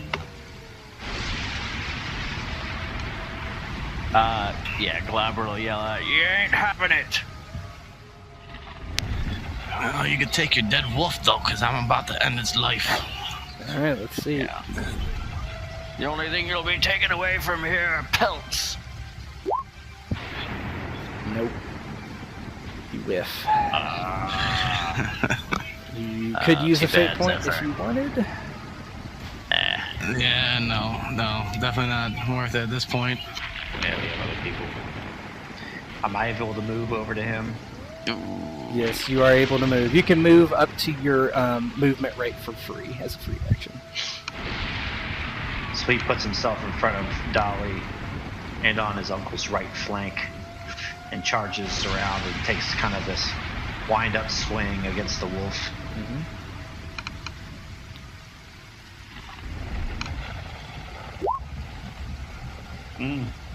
So you smack it, and we'll just say you kill it. So how does that appear? So he's in front of his uncle, and out of Uncle Spanky's right side of his vision, he sees the wary rush around the fire and just hears this quack, quack. And then he feels blood splatter across his face and sees Dwary and says, "Are you okay? I was seeing you were taking the blunt of the onslaught." And Uncle Spanky just kind of like breathing heavy and holding himself up on his staff with 2 hands, head kind of slightly bowed with water dripping down his face. Oi, I don't think someone wants me to make it up to the top of that mountain. Yeah. It's just more reason why we have to go. And you notice after that, you fell that wolf almost immediately. The rain stops and the thunder stops, and obviously there's no more howling of wolves. I knew it was bitchcraft. I just wish someone back there at that tavern would have told us that there was something going on with these wolves and crows up here. You would think them hill folk would have been kind enough to give us that kind of warning. But alas, hill folk are hill folk. Speaking of hill folk, I don't think you're paying me enough for all this nonsense. What are you trying to do up at the top of that mountain with what they call a brown eye?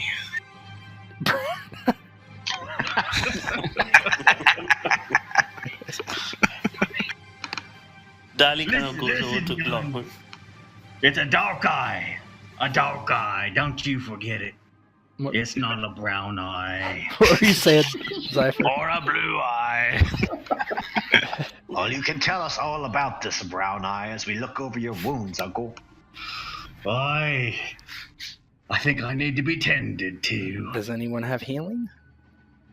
Yeah, I got treat wounds. Uncle Spanky does. Yeah. So I got treat wounds of 3, so... Yeah, treat runes 4. Can you help me out there in that? Is there an assist? I'm sure there is. Let's do... He can give you like a -1 to your roll or a +1 to your TN, whichever we do. Okay. So I look Dwary over and say, as we're working, it's the rain has stopped, and is it almost dawn or? No, it's still the middle of the night. It's like midnight, 1 o'clock. Okay. And I say, Zephyr, can you stoke that fire again? I'll stoke something.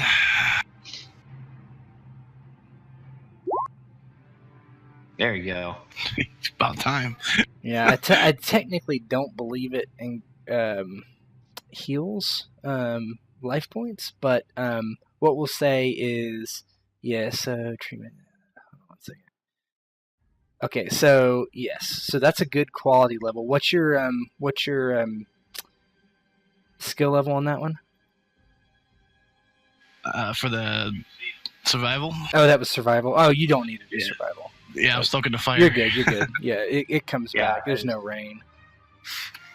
Oh, okay. I just wanted to see what he looked like. Oh yeah, I mean his legs are just bitten to shit basically. Okay. So yeah, you can roll. It will help. It will help. So. Okay. Yeah. So I'm just trying to get some good light on the situation, and I take my uncle down and I kind of rip his pant leg up to where the wounds are and look where they are. Yeah, they're from the hamstring down to the calf. He's bleeding pretty badly, so I go ahead and put some pressure up on the wound and then maybe a little more proximal to it, and go ahead and grab some bandages if I have some around, and do my best to tend the wounds. Okay. Aye, boy, those are distracting wounds. That's pretty good. Yeah. Right, Globber kind of puts his hand on Zephyr's shoulder and said, "You did well there, lad, keeping the fire going." So what's that say? Sagacity Dex? Yep. And I have no. Oh, you did. I missed the first one. Well, that's okay. Do you have skill, right? Yeah, I do have the skill. Okay, what's your skill number? It's treat wounds 4 though. And what's sagacity? What's your sagacity? 9. That's not 9, so I don't. Oh, it's 9. This is. Looks like you gotta cut it off. So you're like poking and prodding, and it's just like for some reason it's hurting Uncle Spanky more. Aye! Aye! All right. This is beyond my skill level to heal. Anybody else want to try? That has I'll it? give it a go. I'm stoking the fire, but Yeah, I mean the fire's good. You just finish that and then. Uncle Spanky's writhing around. Oof. 19 might get him. The dex. yeah. No, I don't think so. I think that's too much. Can Uncle Spanky cast a spell? Yeah, if you have the AE. Do you have you do have healing, right? Yes. But do you have the AE for it? I have plenty because it's AE per life point that you want to heal. Oh, okay. Yeah. Then you can. And casting is... Yeah, Zephyr fails. That's a fail. I'm almost positive. Yeah, my treat one's a 3. Soch, Int, and Dex. So Uncle Spanky... Oh, enough of you. It's time for me to heal myself. Obviously, you whippersnappers can't do this properly. What's your sagacity?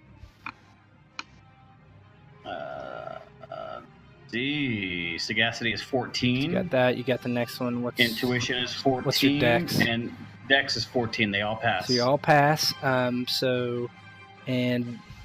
What's your skill in that, Basan? Because I think quality level doesn't actually matter in this. So you heal. How much AE did you use? Now, does AE come back with like resting and stuff? It does, but at 6 a night. Oh, really? Mm-hmm. Ooh. I'll put 2 into it. It's minimum of 4, it says. Oh, I'll put 4. Okay. That So leaves me with take 4 2. AE and add 4 to your Health. life points. Yep. Yeah. All right. So go ahead and role play among yourselves now that you've done all that. Dwari and Zephyr just standing over him, being like, "Oh, not much I could do about that. Never seen anything so bad." And what does Dolly say? Dali kind of goes over to Glauber and she's like, "That is a large warhammer you have there." God, straight back to the whoring. Jeez. And she's like kind of touching and rubbing the warhammer as she's speaking. "You were swinging away so hard throughout the fight, I just couldn't keep my eyes off you." Uncle Spanky just yells at her, "Dolly! "Yes, Don't uncle." you see your uncle is injured over here?" And Dwari just echoes him, "Can't you see your uncle is injured over here?" I'm sorry, uncle. It's just Glauber's muscles and his huge...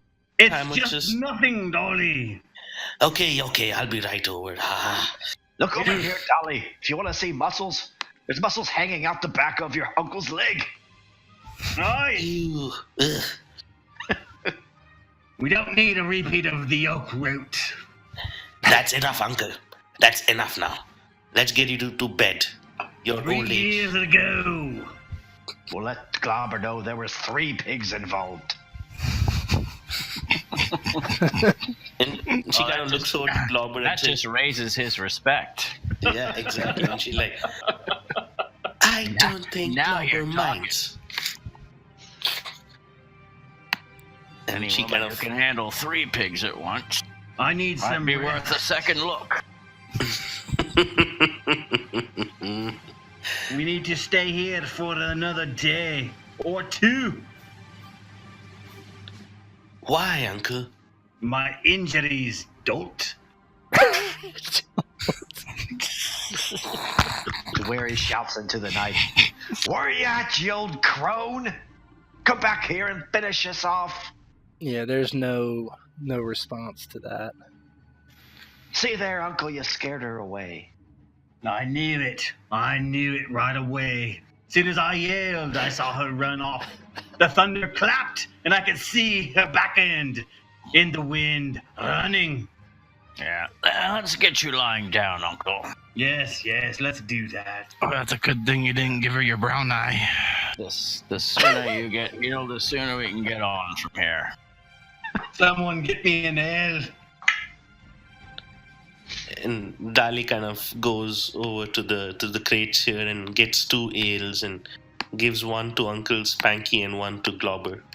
And she says, I think that old hag went away seeing your large warhammer." And then she gets back. to I'm Uncle. sure that didn't hurt my argument. This is degenerating quickly. All right, moving on. So we're resting.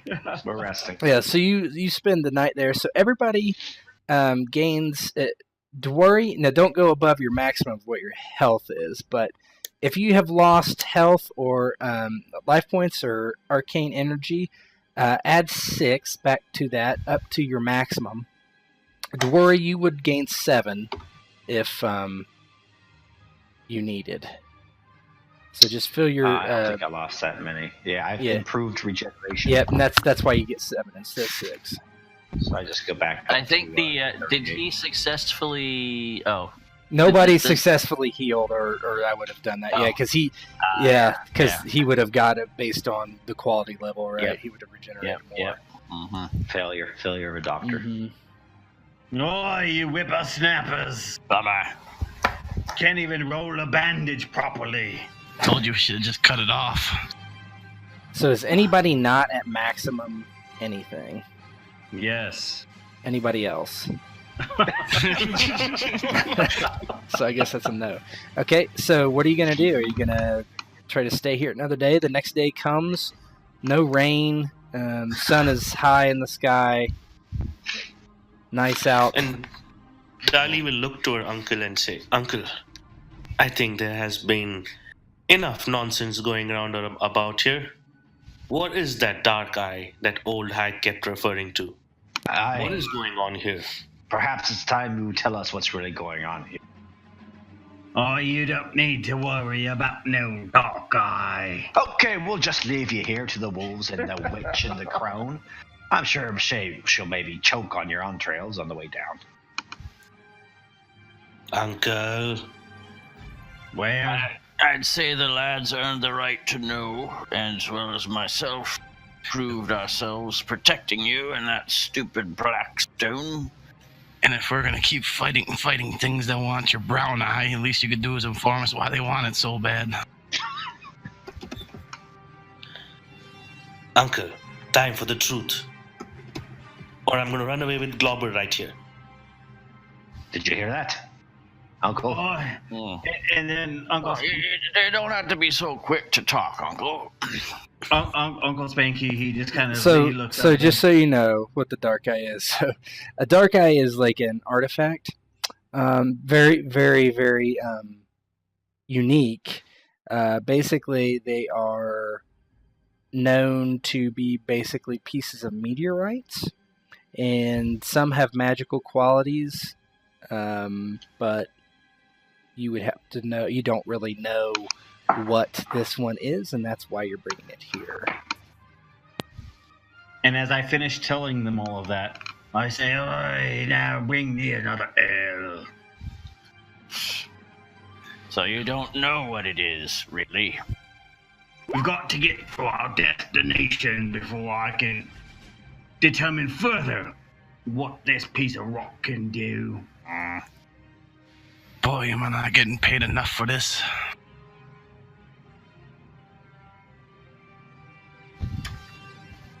Oh, it hurts right there. Don't touch it like that. Bring me an ale.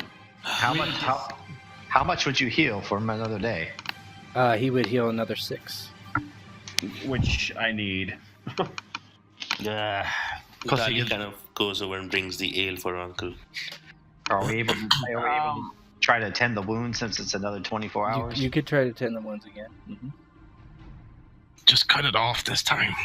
Glauber will then try to organize an effort to do whatever little fortification of camp we can do and stock a lot of wood, maybe even try to build a little shelter or something over the fire so we can just in case this happens again. Yeah, you can build like a table with a hole through it, and a small hole or something. Something like that. Yeah. All right. Zephyr's helping me tend these. And Dali's gonna help Glauber. Okay, so Here we go. we'll just do 2 TM then. That doesn't look good. I don't know. What's your skills for, right? Yeah, no. My skills 4, treat wounds, sagacity, dex. I think my sagacity is only 9. So yeah, you're gonna miss. Zephyr can try to. Nephew. Yeah, he just keeps Uncle Spanky thinks that like Dwari's like intentionally just poking him in the wounds because he just like is so like bad at it. Lost the doctors.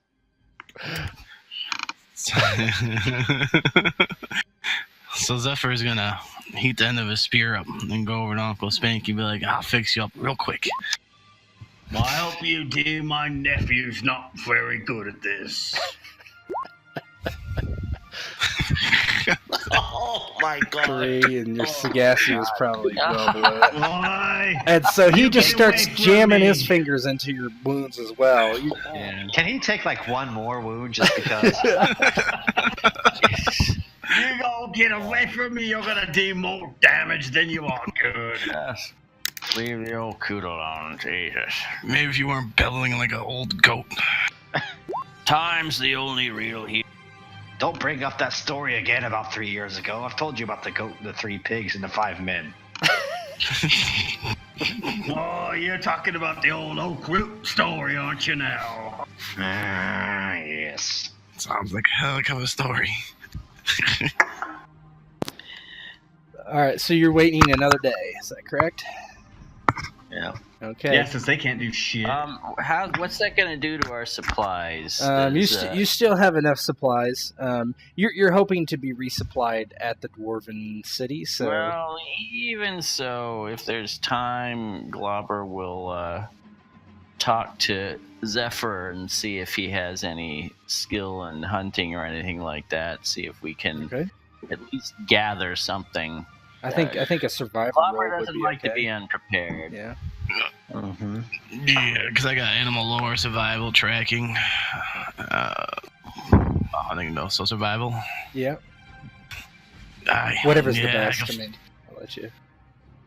Glauber will accompany him just in case any trouble happens, but he isn't really going to be able to help much. Alright, I'm not sure why, but my tracking has 7 and then in parentheses has 9. Yeah, you roll for 9. And it's like I can't remember exactly, but some benefit or something. I don't know. Whatever. Alright, so I guess we'll do tracking. Alright, we can find some food and we'll get us some full hot bellies again. That looks pretty good. What's the second one? Intuition. What's your intuition? That would be 14. You got it with plenty. Awesome. Yeah, easily. Plenty. Yeah. You know what? Like, I thought these 3. I thought it would take forever, but all you really need to know is like what you're bad. Like, I think you can eyeball most of these. Yep, you can definitely. I mean, almost everybody has above a 10 in every attribute, and that's just standard because it's hard. Like these characters are hard to be bad, right? It's and these are only 11. Like just to break it down, these are called not experienced characters, but like basically not the shittiest characters, but kind of like a level 1 character essentially. And you have plenty of points to spend in attributes. And so, they're bad at healing. Yeah, they're bad at healing. They're not very good at healing. But yeah, it's not hard. If you're making 3 rolls, that's a lot of opportunity for failing. So Yeah, each one. Kind of have to make them a little higher. So you find you set up some traps and catch a few conies. So yeah, just you can describe how that looks and whatever. Well, I found some conies. Let's prep them. Like a future meal to me. Something quick for the night. Oh, I see you have there a brace of conies. I recommend you give the first portion to Uncle Spanky here so that he might heal. Yes. I imagine maybe Dolly can fix up something good with them.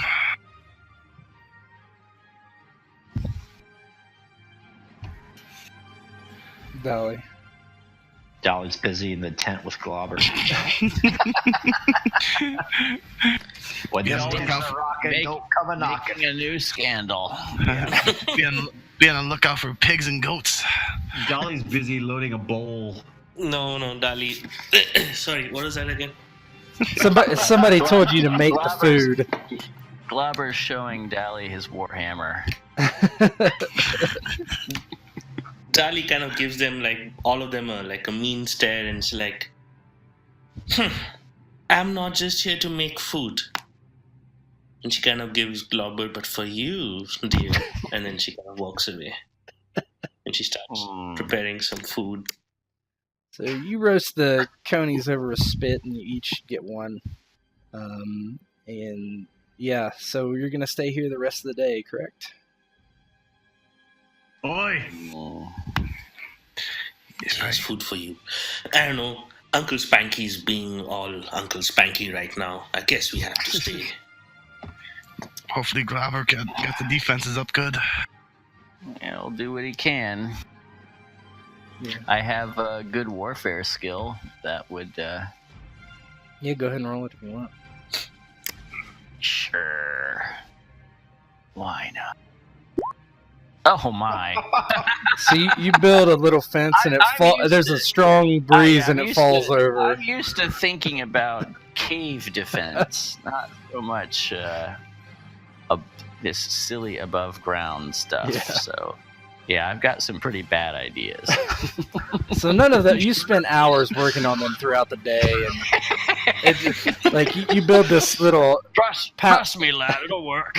this little wall, and like there's a big breeze, and it just like falls over after hours of working on it. The Weary's like out in the woods taking a piss, and he sees Globber working real hard. He sees like one of them collapse. He's like, "Hey, Globber, I hear there's an old crone there out in the woods. She just took a big fart, blew down your fort." Well, it must have been a magic fart, because this fort could have withstood a typhoon. Come now, let's eat the rest of these conies. Can't do much about magic, I'm afraid. Magic. Never trusted it. Magic. Except my uncle, and I barely trust him. All right. Why don't you give yourself 6? Did you already bump yourself 6? You did, David. I see that. Okay. Yes, I did. Okay. So you sleep. You basically hang out at the camp for another day. What are you gonna do? Are you gonna stay here for another day, or are you gonna? Man, we Let's just make a resort. can just try treating Uncle Spanky again. How bad is Hey, he? you know what? Try treating me one more time. If it doesn't work, we'll still take off. Yeah. What's 'Cause we your don't just- maximum hit points? You're pretty close, aren't you?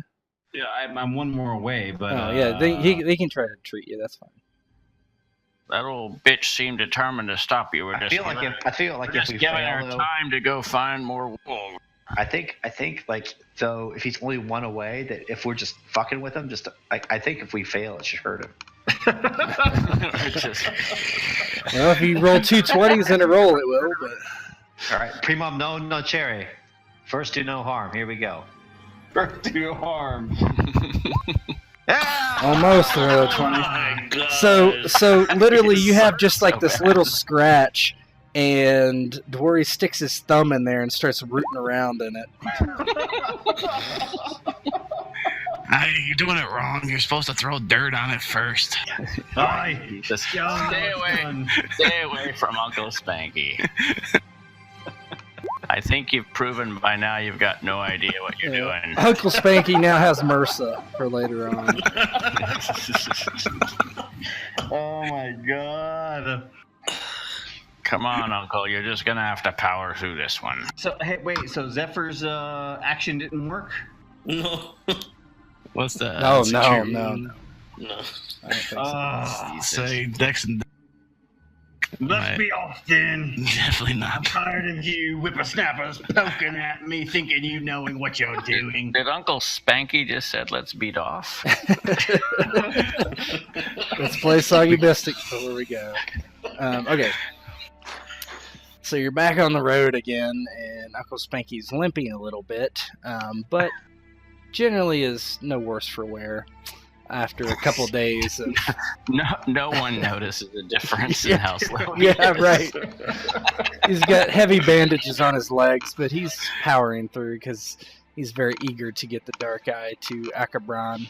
And so you basically, Zephyr is taking you basically on a couple switchbacks, and you're coming further and further up the mountain. But now, like, you're above the timberline, and the trees are starting to become more sparse, and it's just open area with just rocks kind of overhead, and you're kind of in a ravine of sorts as you pass through these two large kind of cliffs on both sides of you.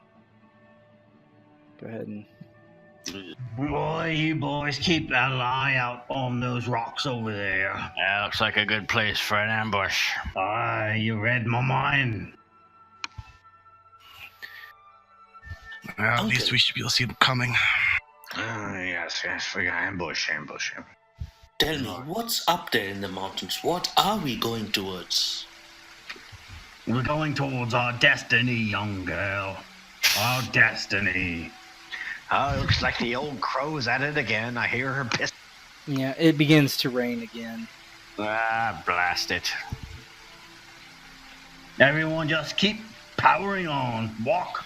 That's all we can do. Walk. Is there any way, can Globber possibly use his warfare to try to see what a good ambush spot would be? Sure. I think the marine training would be better. That actually might succeed depending on what the one is. That is sagacity. I have a 10. What's your warfare? No, it's a 7. Not quite good enough. You could Dang use it. a fate point to reroll if you wish. Okay. No, I don't think so. Okay, so you basically are going forward, and the rain is starting to really come down, and it's making your footing a little unsteady because it's turning the kind of this basically clay at your feet more into mud as you're kind of climbing. It's becoming very, very difficult. Boy, someone give me a hand here. Is this the kind of situation where a rope train would help keep us safe, like mountain climbing type? It could, if you could find somewhere to hoist it and somebody go up ahead of you to do that. Yeah. Hey, Hill Dwarf, what about that rope you mentioned earlier? Do you have it? I still have it. Why, you want it? I dare say so. How about you take point? Yeah, what do you want me to do with the rope? Hang myself with it? Not yet. Not yet. If we tie ourselves together, at least if one man goes over, we save him. I hope you all not rely on me to hold all you guys up. Yes. Or we all die together. Well, you are being paid to do it. I'm being paid the Legion, and then even then now it's riskier. Wolves and stuff. But yes, I got the rope. We could tie it around us. So you can tie it around your waist, no problem. And then there would be slack enough for you to go up about, let's just say 50 feet at a time and tie it off to something. Mm-hmm.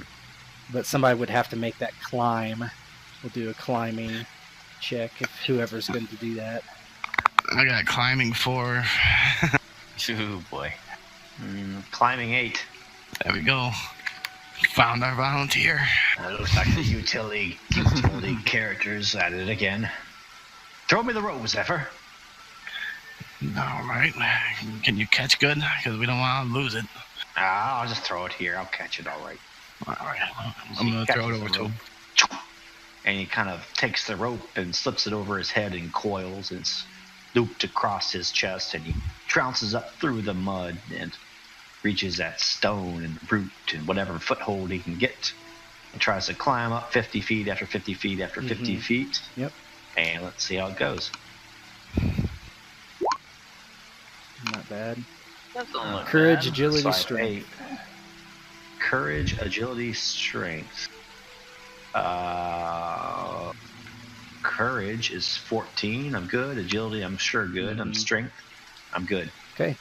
So With a basically, bunch left over. you Nice. for hours, basically Dory and the rest of the group repeat this process. And you get to where the ground begins to level, and that your path kind of begins to rise to the ledges on each side of you. And you notice the rain kind of lets up. It's still going, but you do get to the top. And so now, where it was clay, now it's more kind of like a rock base, kind of like rocks and hard stone kind of that you're standing on. So you're able to move a lot more freely now. Oh, finally some good hard stone beneath my boots. I couldn't have said it better myself. Keep your eyes open for any caves that we use to shelter tonight. It's going to be hard to defend with just these rocks. With no wood to add to a fire. Takes the rest of the rope and throws it to Zephyr. Good rope this, tough and strong. Made out of hair. He just goes like this, just does nod. Yeah, of course it's made out of hair. What else would it be made out of?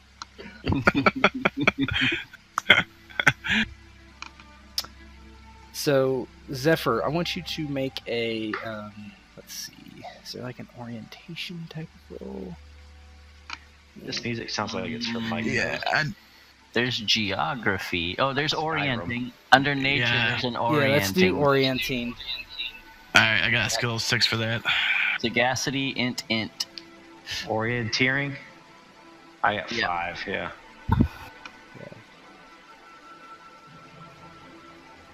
I gotta get to my character here. I gotta move my sheets. There we go. Let's see, what's int? What's your intuition? Intuition is 14. And you said orienting is 5? Orienting 6. Oh, you got it then. Yeah. Nice. So, Usually really fast. Like, if we knew our characters really well, I mean, I think this would be even faster. yeah, and if I would have spent a little bit, I could have spent a little bit more time on the macro. If I was doing this for real, I would have one of these for each skill roll, and it would basically tell you what you're rolling against. Or even if it just listed your attributes under, then you wouldn't have to keep looking it up. Yeah. Sweet. But for a one shot, I wasn't gonna make the ability. Yeah, absolutely. Macro, but Zephyr, you know that you are actually fairly close. You will need to camp tonight, but in the morning sometime you would reach your destination from what you remember from when your pod brought you up here many years ago. If I remember correctly, after we sleep, sometime in the morning we should get there, if you're lucky. Sounds good. As long as no one comes to attack your brown eye again. Yes, keep your bum covered.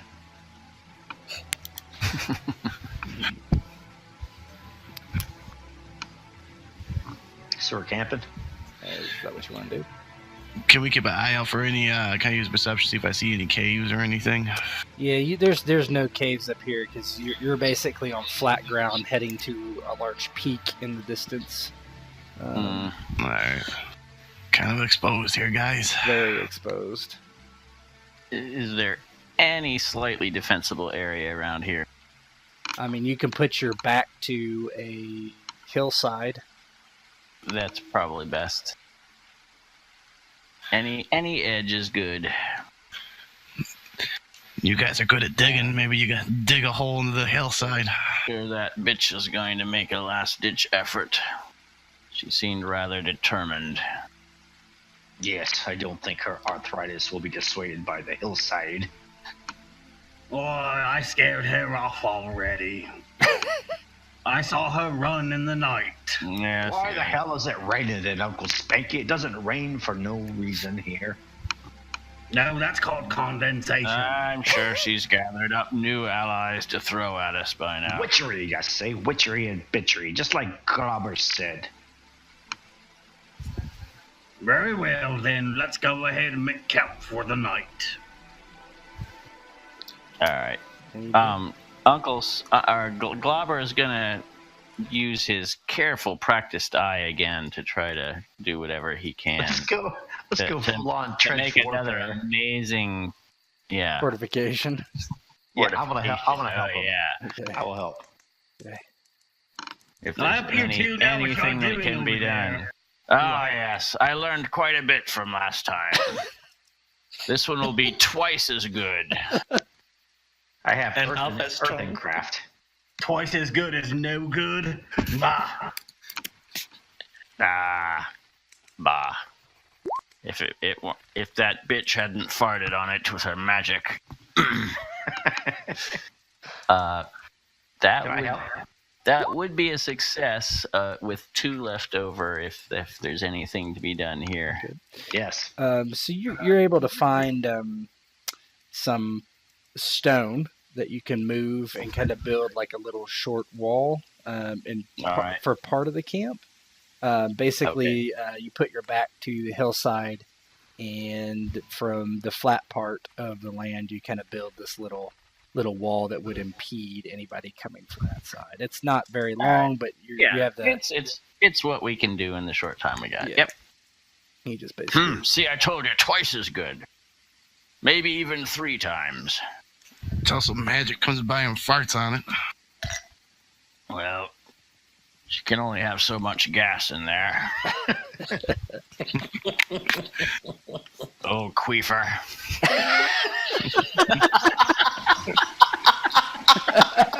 I want to use my law scale of 6 to say, henceforth it shall be said, this old crone is known as Old Queefer. Here. That old queefer likes a good rain, doesn't she? Yeah, it Nice begins and to rain moist. again at night.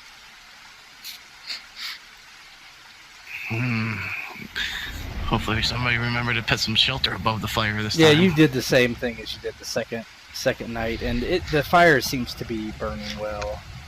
And you don't hear any wolves, just thunder and rain. Keep your eye out for crows. Yeah, condensation my arse. It's the old queefer raining on us. Probably it'll be mountain bears this time. Well, I'll be in my tent if you need me. You want us to look at? You want us to look at your leg again before you go? Don't you dare touch my leg. It's You've okay. done enough damage to my leg. Don't mind Zephyr. If we need to fight you, we'll follow the blood trail. Globber says, I'm gonna pull an all-nighter, boy. That's yeah, final push. I'll manage through tomorrow. Uncle Spanky goes to his tent and just kind of begins to meditate to regain the rest of his magical abilities. Yes, basically the thunder gets so incredibly.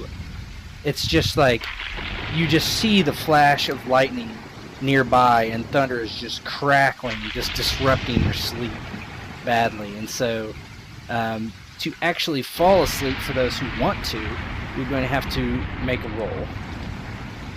And that is self-control. To try to keep yourself from, or keep yourself to be able to fall asleep. Self-control. You can still roll. You can still roll it. That's You just roll it against. Courage con. Yeah, you just- courage con. Yeah, you can do that too. You can just sit. I was going to sit with a glopper in the rain. Right now, I don't believe anybody's passed. Uncle Spanky, what is your con? And your courage. Con is 14. And do you Courage have the is skill? 14. You do not have the skill, I'm guessing. Which one is it again? I'm sorry? Self-control.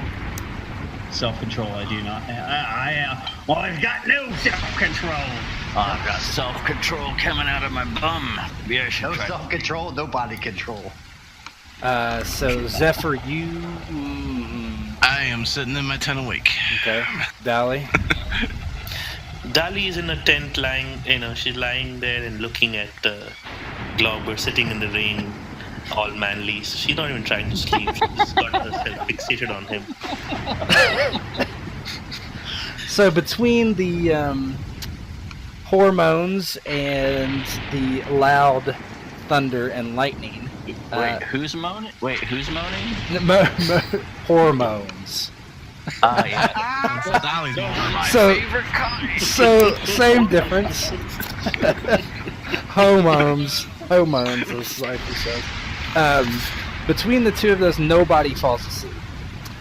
So you're going to take a point of fatigue for the next day, which means it's essentially the same thing as a pain, which means you are going to take 1 penalty to all your rolls.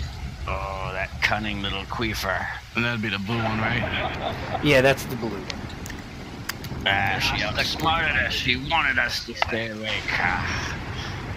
That little bitch. It's all to the best. Chance to test our mettle. Oh, where'd the thunder go? Yeah, it as the sun comes up, the thunder and rain kind of let up.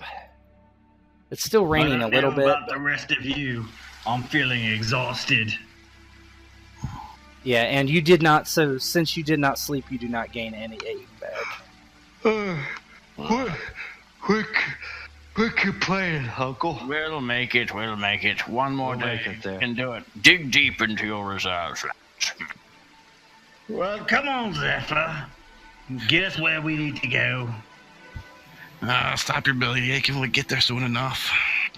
And Dweri looks ahead, and the rain is cleared, and he sees the purple clouds circling over the precipice, over the peak, like a purple crown, and he says, "Only one last peak. I dare say we're near the end of our journey. Push, all of you! I say push, but not too And hard." keep your eyes open. If she's going to make her move, this is her last chance. I don't think she bothered to call down that rain for nothing. A more treacherous queefer I've never seen. Or smelled. Oh, I dare say I smelled a few. Get your brawn out of there safely. Clobber looks at him a little curiously. Oh my god. Oh, that's funny. Boy, I need another ale if I'm going to get through this. BRB. BRB. All right, so you head towards this gigantic peak in the distance, and it's fairly close. And it seems to you go into a valley, over several valleys, and the way is fairly easy here. There's even what you would consider to be a large trail or a small road that picks up towards your destination. It's very easy to kind of follow. As you get closer, you see basically you get to the peak, and the side of the mountain there's a cave passageway that kind of goes inside, and you see like old torches that are sitting on both sides, but they're out. The lights are out. And as you get closer, you hear the rain kind of intensify. Blast it. Anybody smell old creeper? I'm sniffing. Don't smell anything yet. But I can tell you she must be close. There she is. There's the old hormones. Yeah, and you're looking around, and it's getting kind of like eerily dark for what time of day it is, which is mid-morning. Clouds are kind of looming overhead. Ready your weapons, lads. Come out and show yourself, old queefer. Let's have our way with you. Oh my. We'll cast you down from the mountain and into a million pieces to be feasted upon by your hounds. I got her. We'll call this tale the final queef. Let's put this bitch down. And so you see in the cave, there's enough light to see in this far, and she's this stooped kind of old lady that I'm going to show you guys a handout. Looks like this. You're not sure if she was once human, dwarf. She's very stooped, so it's hard to exactly say. She carries some sort of staff in her hand and has totems across her body of small skulls. Mostly look like they're birds and other animals, not human or dwarf, from what you can tell. And she calls out, I said you mustn't bring the dark eye here. Give it to me. This is your last chance. No, this is your last chance. Out of our way, hag. Thank God. Clobber, I wish you'd tell your mom to leave us alone. Yeah. They don't much like you, Mother. She points at you and she's like, I said give it to me, you mustn't bring it here. Now wait, do you want us to give it to you or not bring it there? Give it to me, you mustn't bring it there. No. Come and get it. All right, it's at the it's right here at the end of my hammer. and she says something in a language you do not understand, and creeping out of various places around you, you see wolves and flocks of birds begin to gather overhead. Oh, I really wish we had been warned about these birds and wolves. My halfling brethren are dimwits down there. Alright, so everybody go ahead and roll initiative. Initiative? Yes, initiative. Sorry, cut out. No, you're fine. Does the negative modifier apply for the initiative? Yes, it does. So it's a -1? yeah. Oh, I'll change it. just adjust it downward. I adjusted mine. Okay. Just to let you know. Yeah. I adjusted. You didn't bring up the I adjusted as well. Alright, give me a second, guys.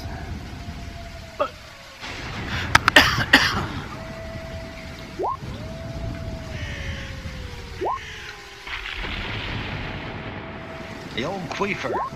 Please change your name on there, will you? Yes, sir.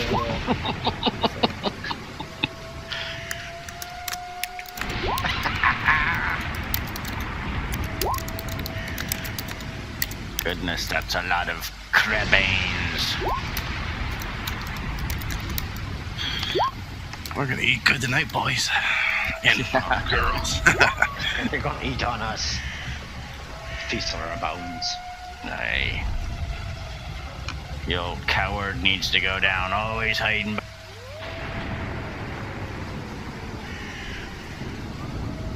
Alright, give me a second to sort this.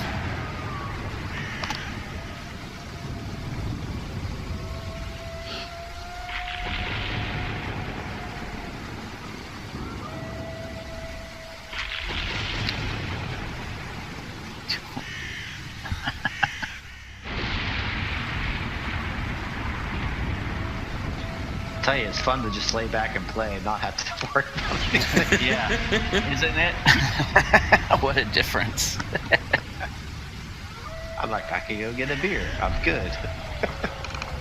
Ted, there should be a button that allows you to sort it automatically. Is there?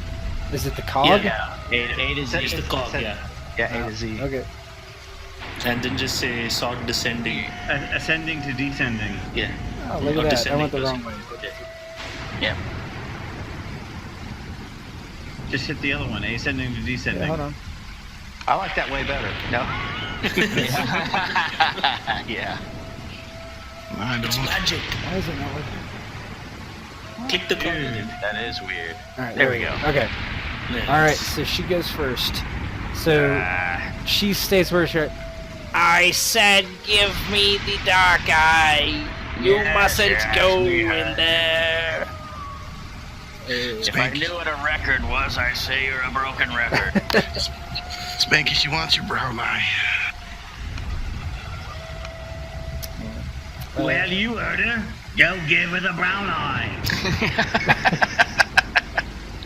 Give it to her, go on.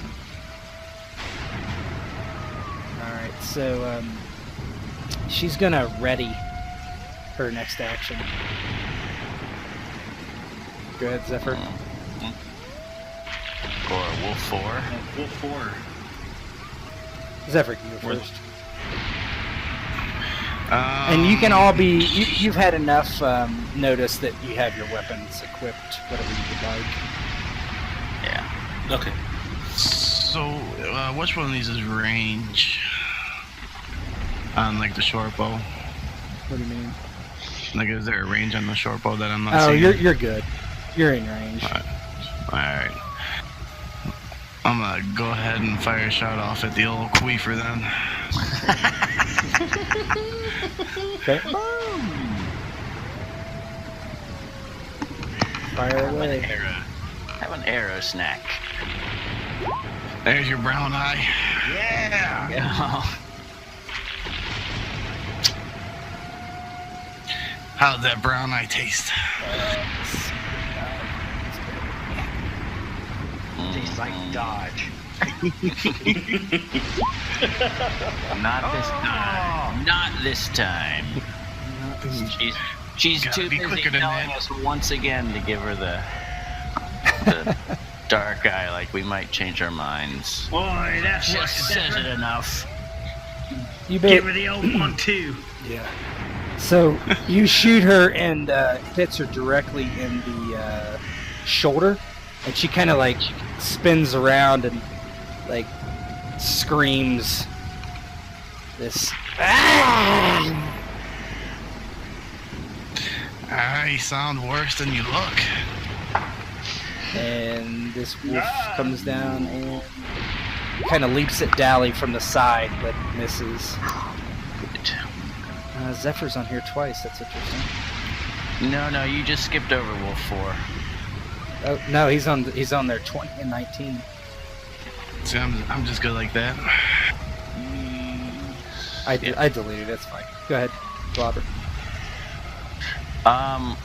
Globber is going to move like that to interpose himself between Wolf 3 and Dolly and take a swipe at Wolf 4. Okay. Remember, you have +1 to your, or -1 to your. Yeah. So, modifier. Yeah. I think in this case, then, I'm just going to do Onslaught, and Okay. I will not defend. So I'll still get I'll get a net of +1. Ooh, a 1. So go ahead and so you need to roll again to confirm your crit. Okay.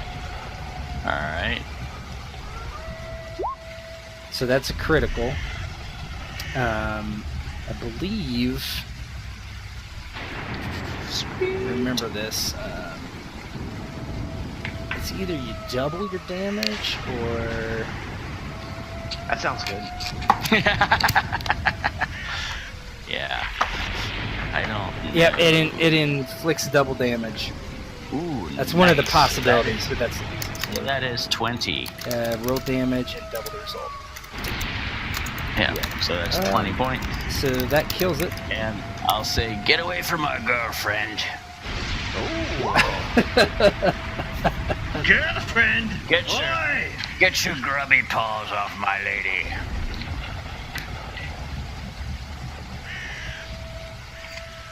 So you smash him to death, clearly. And this wolf rushes at you. Who And doesn't like a wet skirt?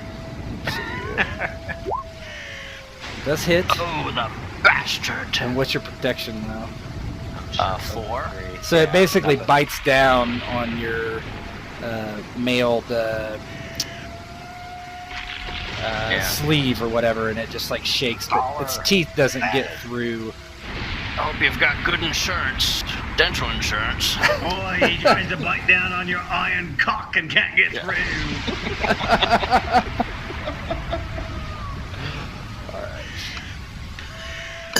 Very nice.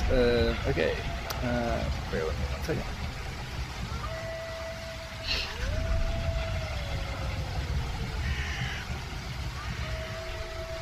Alright, so one of the crows basically flies out of the cave and kind of comes at Zephyr. And Ooh, got that fast crow. yeah, they're Fast. flying, so he tries to peck at your head as he moves by and whiffs. But his head is too small. And the other one does the same. Kill the pecker! Ooh. Kill that pecker! Oh dear. Oh man. Now, so just you take 2 damage. What's your protection? PRO, that's a 1. So you take 1 damage. Not so It bad. just pecks you on Right. top, or you take 2 damage. It just pecks you on the top of the head. It's 1. I'm sorry, Just- 1 damage. What a scratch.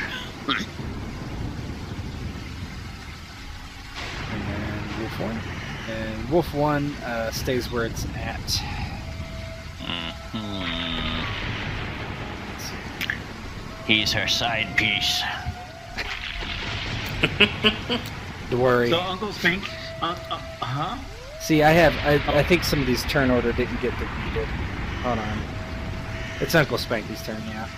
Yeah, so Uncle Spanky grabs his staff with 2 hands, and with his head slightly down, mumbling to himself, he steps forward, and then, even without even glancing, he takes a swing at that bird. Okay. Right. Alright, so the bird. Nice. And then after he swings, he flips the staff around and it's under his arm, and he takes his right hand and runs it through his beard and says, yes. Yeah, you smack it out of the air and it just falls to the ground before you did. Nice hit. Dally? You're one with the Force is one with you. Dali is gonna move up side by side Glauber, and she's gonna hit that. Stay away from my Glauber. My Glauber. Well, you miss. So you swing at the wolf, but it misses just barely.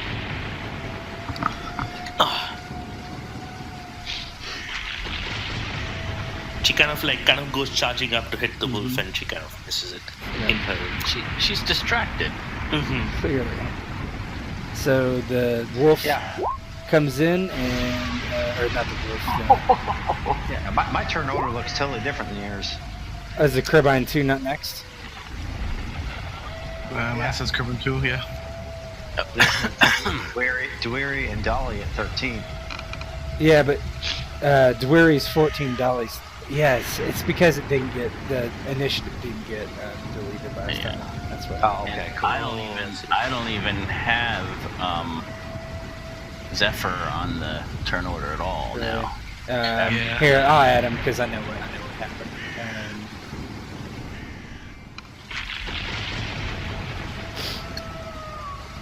Well, that's my fault. Okay. So that first Creebane misses horribly. Yeah, he missed. He actually critically failed. So basically, he is not going to be able to go next time. So he just like swoops in and kind of like flies way past where he was trying to go. The next bird comes out and comes at Uncle Spanky, diving at his head. And it misses.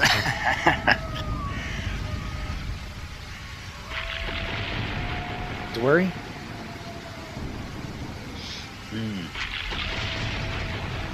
This is the one that's missed. Yeah, the one with the red circle. It's not going to be able to go anyhow, is it? No, it's going to miss its next turn. It's Carbon 2, wasn't it? I'll yell back at Dory. Don't worry, I'm on top of your sister over here. I know. I know very well you have her covered. So he moved to his uncle's flank and attacks this guy. Is there any... Okay, I'm just going to use my mace. -1. Yeah, It's a -1 because of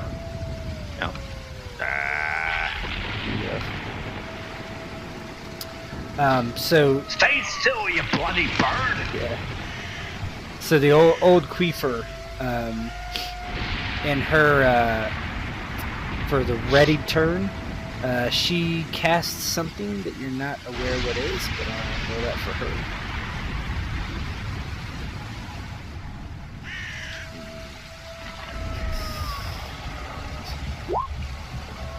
Okay. Oh man, I'll bet she succeeded. I'll bet so. Going to pass.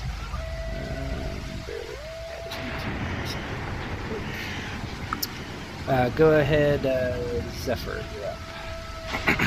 No, Or actually, she's up again. Actually, because that was her delayed thing. Yeah, that's what I thought. She actually moves forward.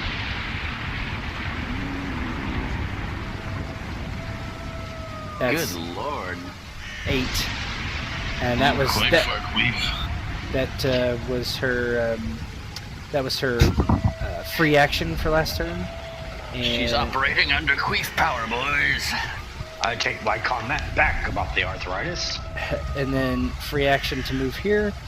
And then she looks at Uncle Spanky and says, I said, give me the eye. and she's going to attack.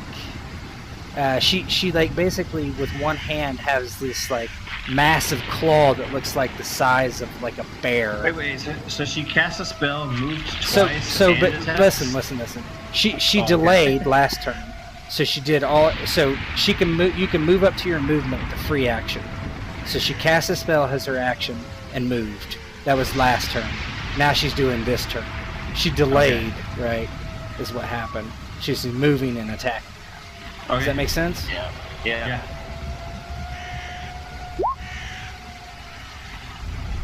You want to try to parry? Oi, you hag! Get off me! No. So she hits you for 8 damage. You have not. You don't have armor. I'm gonna use a point or whatever that is. That's a reroll. Okay. I'll take it off here. Good luck, Uncle. Oi, you hag! Get off me! Like rewinds. Yes! And so you just smack this massive hand away from you. Zephyr. Alright, is there any penalties for shooting a bow at close? No, not that I'm aware of. Put one in her head, Zephyr. So I'm aiming my bow right at the old queefer here. Mm-hmm. Haven't you done enough? What do you want with this brown eye anyways? Well, I guess you're just gonna have to dream about it in your sleep. And I'm gonna let go of an arrow at her.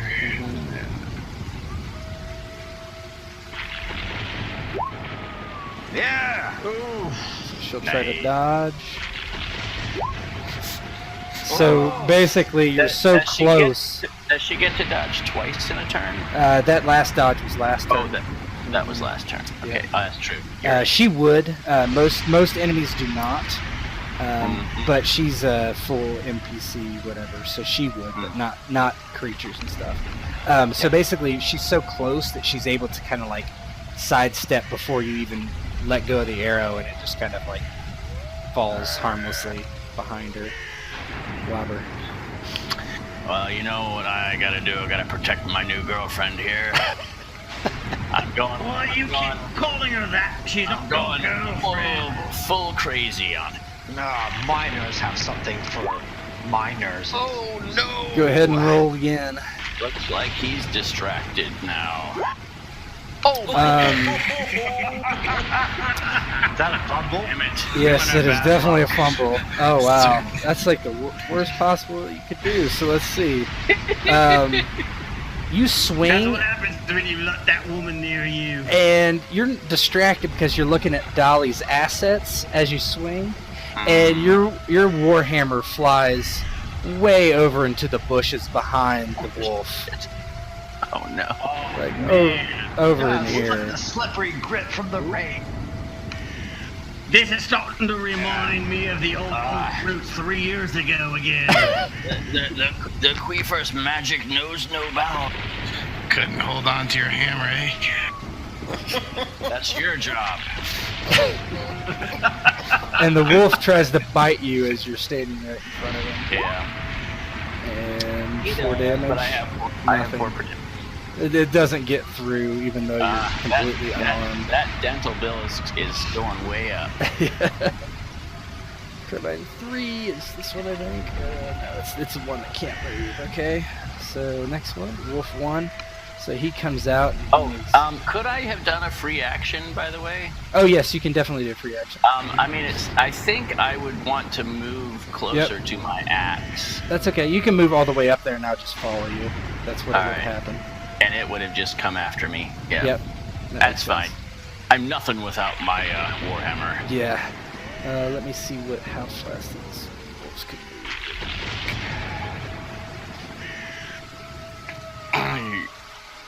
You'll learn more about that later, Dolly. 12.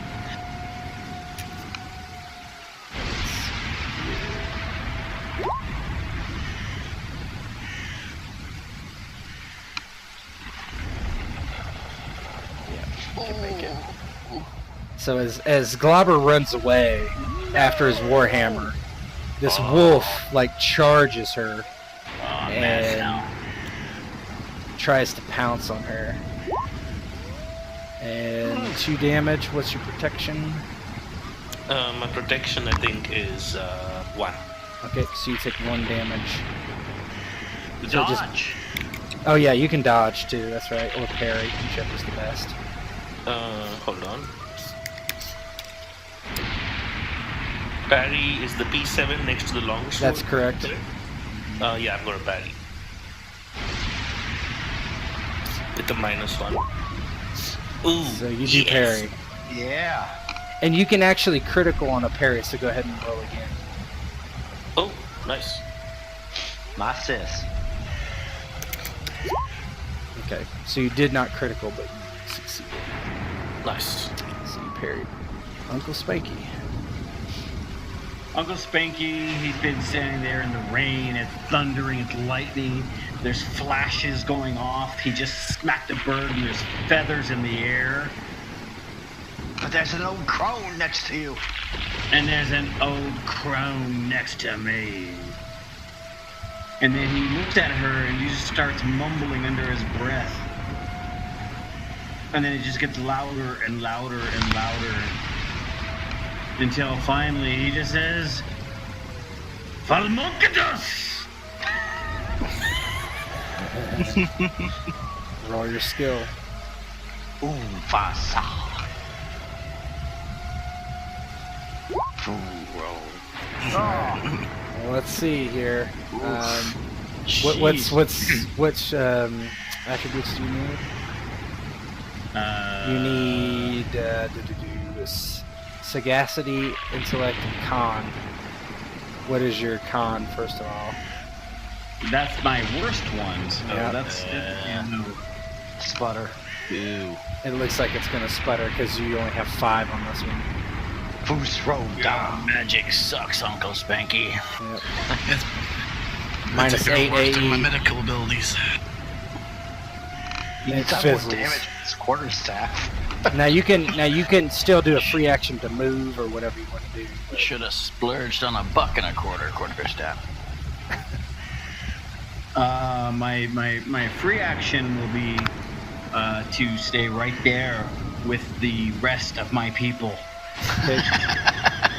All right, That Dally. is easily done. Dali's gonna look at this wolf staring down at her and she's doing a long sword. The -1. Stick it. Okay, you got it. So it's gonna try to dodge. No. It takes 5 damage. The wolf is kind of also enamored by her assets. It's gazed up This is what at got you trouble 3 years ago. Mm-hmm. This bird's like hovering over Zephyr's head and tries to peck at him. And he does. What does Zephyr do? You try to dodge. Parrying's impossible at this point. Yeah. What's the damage? 2 minus whatever your protection is. Alright, so it'll only be 1 damage. You can dodge if you want. Alright, so then it doesn't really do nothing. Like, that doesn't affect me later, does it? Well, if somebody else attacks you this turn, you get a -2 dodge. Alright, I'll go ahead and dodge. No modifier, right? For improved dodge? -1. Alright, I wasn't sure what improved dodge did or not. Sounds like it should be -1 across the board for all these. Yeah. No Pokes you in the dodging. head. Very good. And this one attacks Uncle Spanky. How dare you? Oh, 0 damage. Can't get through. It's too weak. Worry. Oh, stupid bird. Dwery across the old crone and the birds flapping in his face. He sees the wolf dart out of the cave towards his sister, and he says, "Dolly, I'm coming, Dolly Ma." You can get there if you want to. Yep, 1, 2, 3, 4. Hey, what are you doing? You're not gonna leave Uncle Spanky, are you? Like what? He's Hey, got it's a my Jamie character. Lannister thing going on. He's got to get over Yeah. there. Got to. And so I have that forceful blow. What does that do again? Yeah, it's not listed on mine. It's not. Uh-huh. It's not in your abilities. Yeah, but what it does isn't. Oh, you basically can't. Yeah, it is there. It's in your abilities. You have an abilities handout too. Right? Oh, I didn't know that. Yeah, your attack suffers a penalty of 2 per level, which you have 1, but you get 2 damage bonus. So your TN's going to be -3. Yeah. Let's not do that. Yeah. Let's just hit him. Seems like a bad trade-off. Wait, I didn't add the -1. It doesn't matter. You missed it. Still miss. I missed anyway. Yeah. Yeah. So old Queefer, she's going to cast a spell. Oh dear. So here we go. A love potion on Uncle Spanky. That's going to succeed.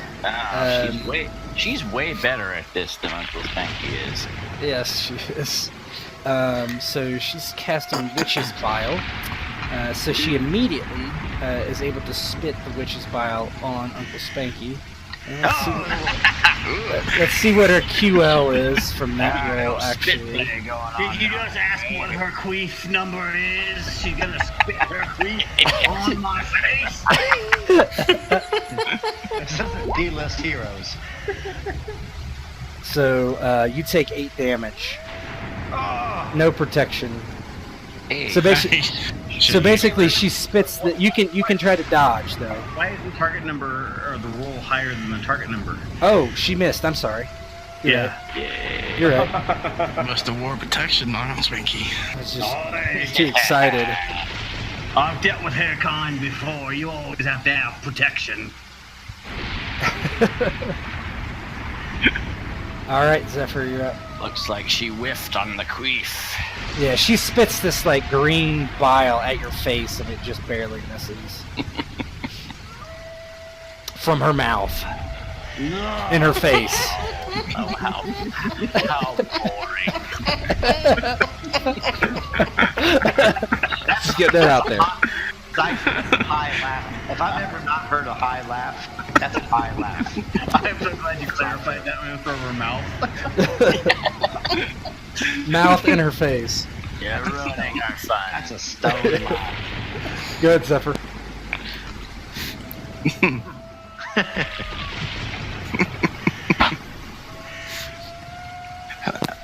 You good, Zephyr? Good. Zephyr.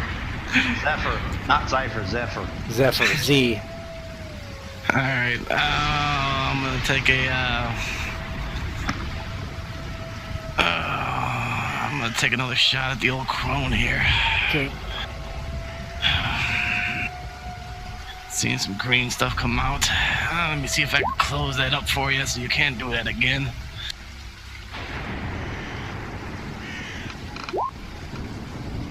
That is a hit. She will try to dodge. I don't believe she's tried to dodge yet, because that's the beginning of the round. So again, she's able to get out of the way before you can shoot her. You're pretty quick for an old hag. Give it to me! He's trying to give it to you. Alright, is there such a thing as opportunity attacks in this if I move? If there is, I don't remember and not gonna do it. Alright, so Globber is. It looks like you have to use a standard action to recover a weapon, so that's what I'll have to do. But you can use a fate point to do that. Yeah, yes, I am going to do that, and then I'm going to move down and go whole hog on this wolf, and stay away from her, pussy.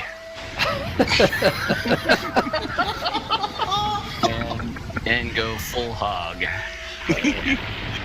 Going to town over there. Yes. Oh yeah. So you just made it. Just made it. So. Oh yeah, that's just enough to kill it. Excellent. Yeah, you like swing your warhammer and knock it up over Dwurry's head. Ah yes, protecting her purity. The wolf chases you and tries to bite you. Of course. Bring it on. Now that's a little different. So what's your protection? 4? 4. So you take 5 damage. Dear. Looks like we're both gonna have a dental build. Alright, that's Bites you in the back of the leg as you're basically not paying attention. Globber is a meat boy. He's just like annoying little runt. And this Carbine attacks Zephyr. And that could be a crit. Let's find out. Actually, go ahead and dodge. Zephyr. Right. This is your first dodge. Yeah.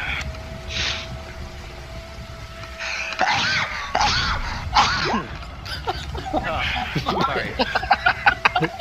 So you get hit for 4 damage, -1, so 3 damage. It pokes you like right across the nose. And you hear this you hear the crone like hack up in the background. Uncle Spanky. Uncle Spanky again, once again, focusing on his staff. Worst wizard in Aventuria. If you say it louder, you're more.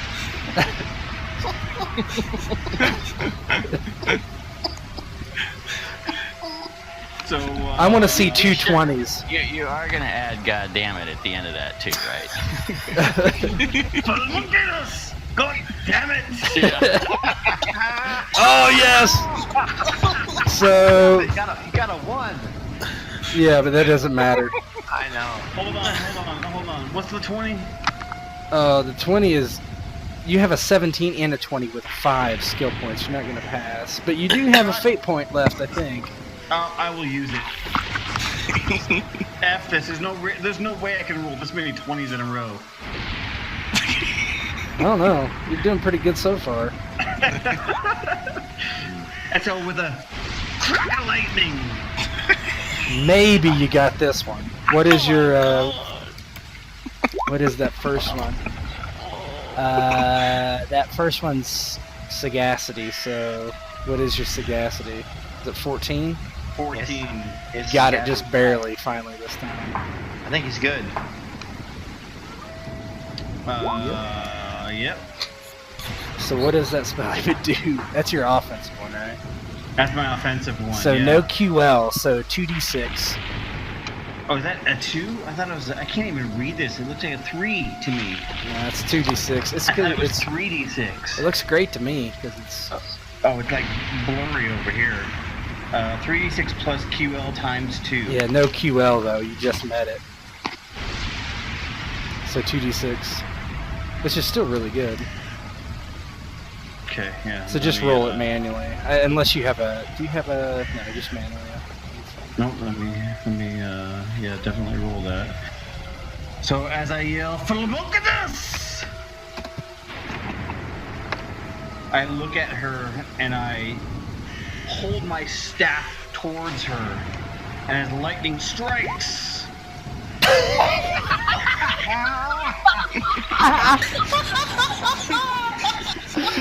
Basically, so these like bolts of like energy like hit her and just like basically scuff her crappy overcoat thing and just like, and she's like, Give it to me! This is perfect. So what was this of not being D-list heroes now? You're up. More like F-list heroes.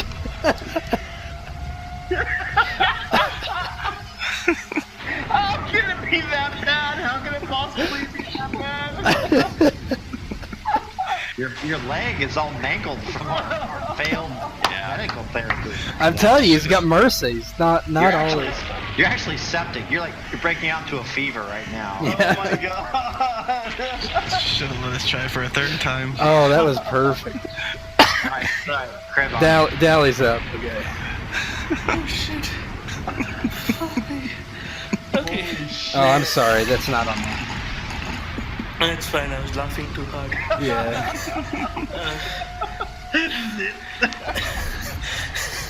So Dally kind of runs up. I'm right behind you. And then she swings her sword at this mean wolf. Mean wolf. It'll dodge. No, he hit it for 9 damage. So yeah, that's pretty bad. It like kind of backs up as you cut it across the shoulder and neck area. This bird attacks Zephyr again, trying to poke his eyes out. Get away, you damn dirty birds. That hits for 1 Angry damage. birds. You can, it doesn't get through your armor. You don't have to parry. Yeah. The other one attacks Uncle Spanky, the inept.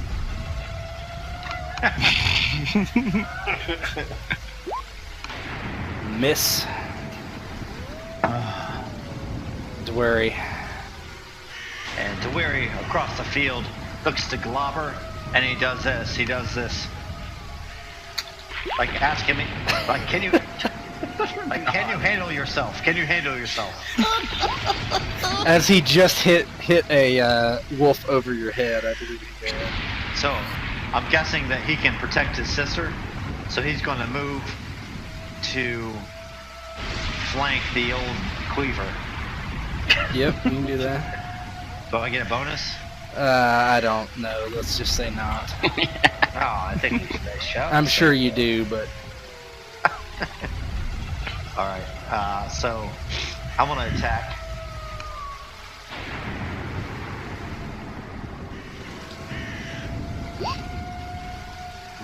Nice. so Take that, she's you already tried to dodge once. She can again, but she's got a negative to do so. No. 8 damage. So you hit her basically in the back, and she kind of rocks forward. That's it. Dari hit her from the back.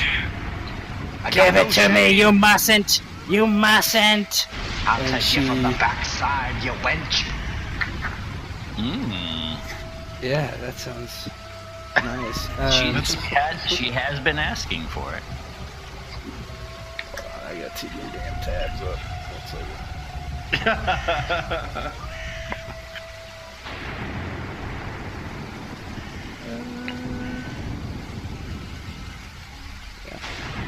So she basically cast another spell. Let's see. Yep, she'll be able to pass that. And she spits again at Uncle Spanky. Hope you bought your protection, Uncle Spanky. Is that 13? What's that? Is that 13 damage? You add QL? She doesn't have any QL. Okay. You cannot parry that. You have to dodge it. It's a ranged attack. No. You get hit for 5 damage minus whatever. Oh no, protection doesn't work. So 5 damage. So basically, this glob of stuff hits you in the neck and starts to burn the front of your throat. You mustn't! You mustn't! And Zephyr's up. She's a burner, eh? Oi, Zephyr! Get her! Get her, Zephyr! Now I'm gonna give her a poke with my shiny, pointy arrow. She's like matrixing you. Aye. A bad shot. Yeah, roll again. See if she's able to dodge, but Come on, one. Nice. Oh, that's 20 damage. Oh my god. now I don't know. You might not be able to dodge a critical. I don't know. Then make a decision. I'm gonna say that she cannot dodge a critical, and she takes 20 damage. Yeah. So Zephyr, how do you kill the old hag? Man. Just wiping away at the crows. He's gonna take aim at her. Like, you want your brown eye, eh? Have a brown eye. And he just lets it loose. Arrow in the eye, then. Yep, arrow in the eye. So you put an arrow in her eye, and she kind of stumbles backwards and like grabs at it, kind of clutching at it aimlessly, and kind of yells, "You mustn't!" She's probably trying to do the right thing. And she falls to the ground, and the rain stops, the thunder stops, and the wolves flee, and the birds fly into the air. Uncle Spanky takes a swipe at one of the birds as they're Yeah, flying. you miss it kind of ineptly, as it's just like kind of. Because you're Uncle Spanky. Yes, because you're Spanky. That's good. That's good. That's good. And so the way to Akabran is open, finally, and you're drenched in water and some of you blood, not your own necessarily. Boy, I've done you well this far. Follow me. Globber says to Deli, I hope I got you in time. I think your purity has been preserved. Oh, you did, Globber, you did. And my purity is all yours. You're making a bad dwarf out of me. A naughty dwarf, for sure. Let's get Uncle Spanky's burning brown eye to the Akabran. You get control of yourself right now, girl. I hate to remind you of the old oak root 3 years ago. Wait, what? You know what I'm talking about. Stop it. Come along. It's time to make a new oak root. No! I'm sorry, I draw the line at oak roots.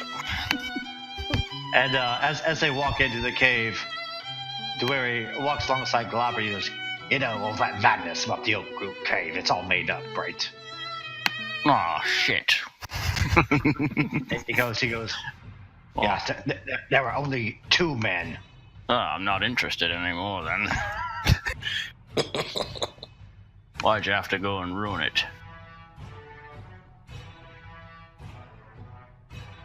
So finally, after 3 days on the road and being harassed by this strange hag, you walk into this massive underground city, dwarven city.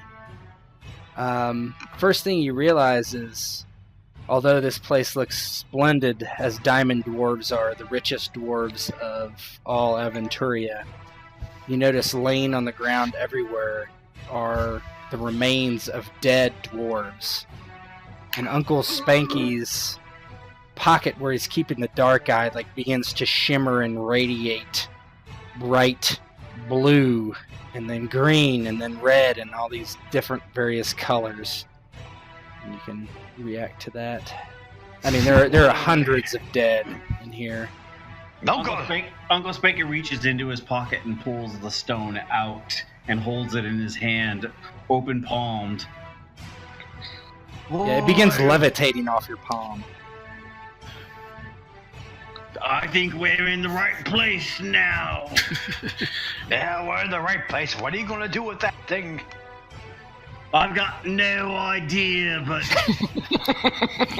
I'm glad we fought for Sounds like a plan. old queefers and crows and wolves and bloody hell to come here for you this thing to emit a bloody rainbow. I'm still mad none of them fools told us about the wolves and the crows. You old fool, look at all these dread dwarfs at our feet. Are you sure this is what you want to do? These must be Hill Dwarfs. Do they look like hill dwarfs? No, they look like dwarfs. Yes. Uncle no. Spanky, I think that The real Weaver dwarf. took your eyes. No, this is fake. Fake news. Fake news. These must be Hill Dwarfs. So as you're standing there at the It's the Light- deep. the light begins to radiate and kind of like almost like beams of the light kind of like shoot out into these corpses, and very slowly they begin to rise, and like hundreds soon become, multiplying, and they just slowly begin to shammer after you. Uncle Spanky immediately oh my god, and puts the stone back in his pocket, hoping that the Just kidding. yeah, it's like, oh shit, let me put this away. Hello there, dwarves. Damn. We are your masters. Time No. to get out of here, I think. Yeah, they're just like and just like slowly walking towards you in a very stereotypical zombie kind of way. Only they're dwarves. Look what you have done, Uncle Spanky. As Globber runs out, he just says, well, better. I don't think you paid me enough gold for this, guys. You stand tall, Master Zypher. You're a Hill Dwarf, and you need to show courage for your people. If you don't, then you will just allow us to believe what we've always believed. You people are cowards. Let's run! That's Yes. why we will live longer. Yeah, let's run. Yeah. To blazes with your dark eye, Uncle Spanky. I'm gonna bed the dwarf tonight, and I'm not gonna sit here and fight with these zombies. I'm running away. Did she run? Oh my god! Oh yeah, course. you're outnumbered Globber's like out of there, 5 too. to 500. Globber runs. Yeah. I'll, So I'll protect your sister. does Uncle Spanky stay, or does he like they start like everybody else runs except Uncle Spanky, and he's like standing and, there. Globber tosses a bag of Depends at Uncle Spanky as he runs by. You're my So what does king, Uncle dude. Spanky do as they get like 20 feet away? They're not like heeding any commands. They're just kind of like, ah. Boy! Dewey comes, just like grabs him and tries to pick him up and like carry him away. Uncle, this is madness, I tell you. Madness. Very well then. Let's be off. God damn Hill Dwarfs, I wish someone would have warned us. So you run out the cave, If right? only someone like an old hag had bothered to tell us. And, yeah, you think in your mind, well, not Uncle Spanky, but maybe other people. You mustn't take it there. Maybe And she should've told you us run the out the reason instead of cave. Just say, give it to me. And yeah, you leave Akka Bran behind in a hurry. And who knows if you escape down the hillside or not, but eventually you're maybe able to camp so Globber and Dolly can have some romance, but who knows, that could be a tale for another time, very sick tale. And that's it. Oh, man.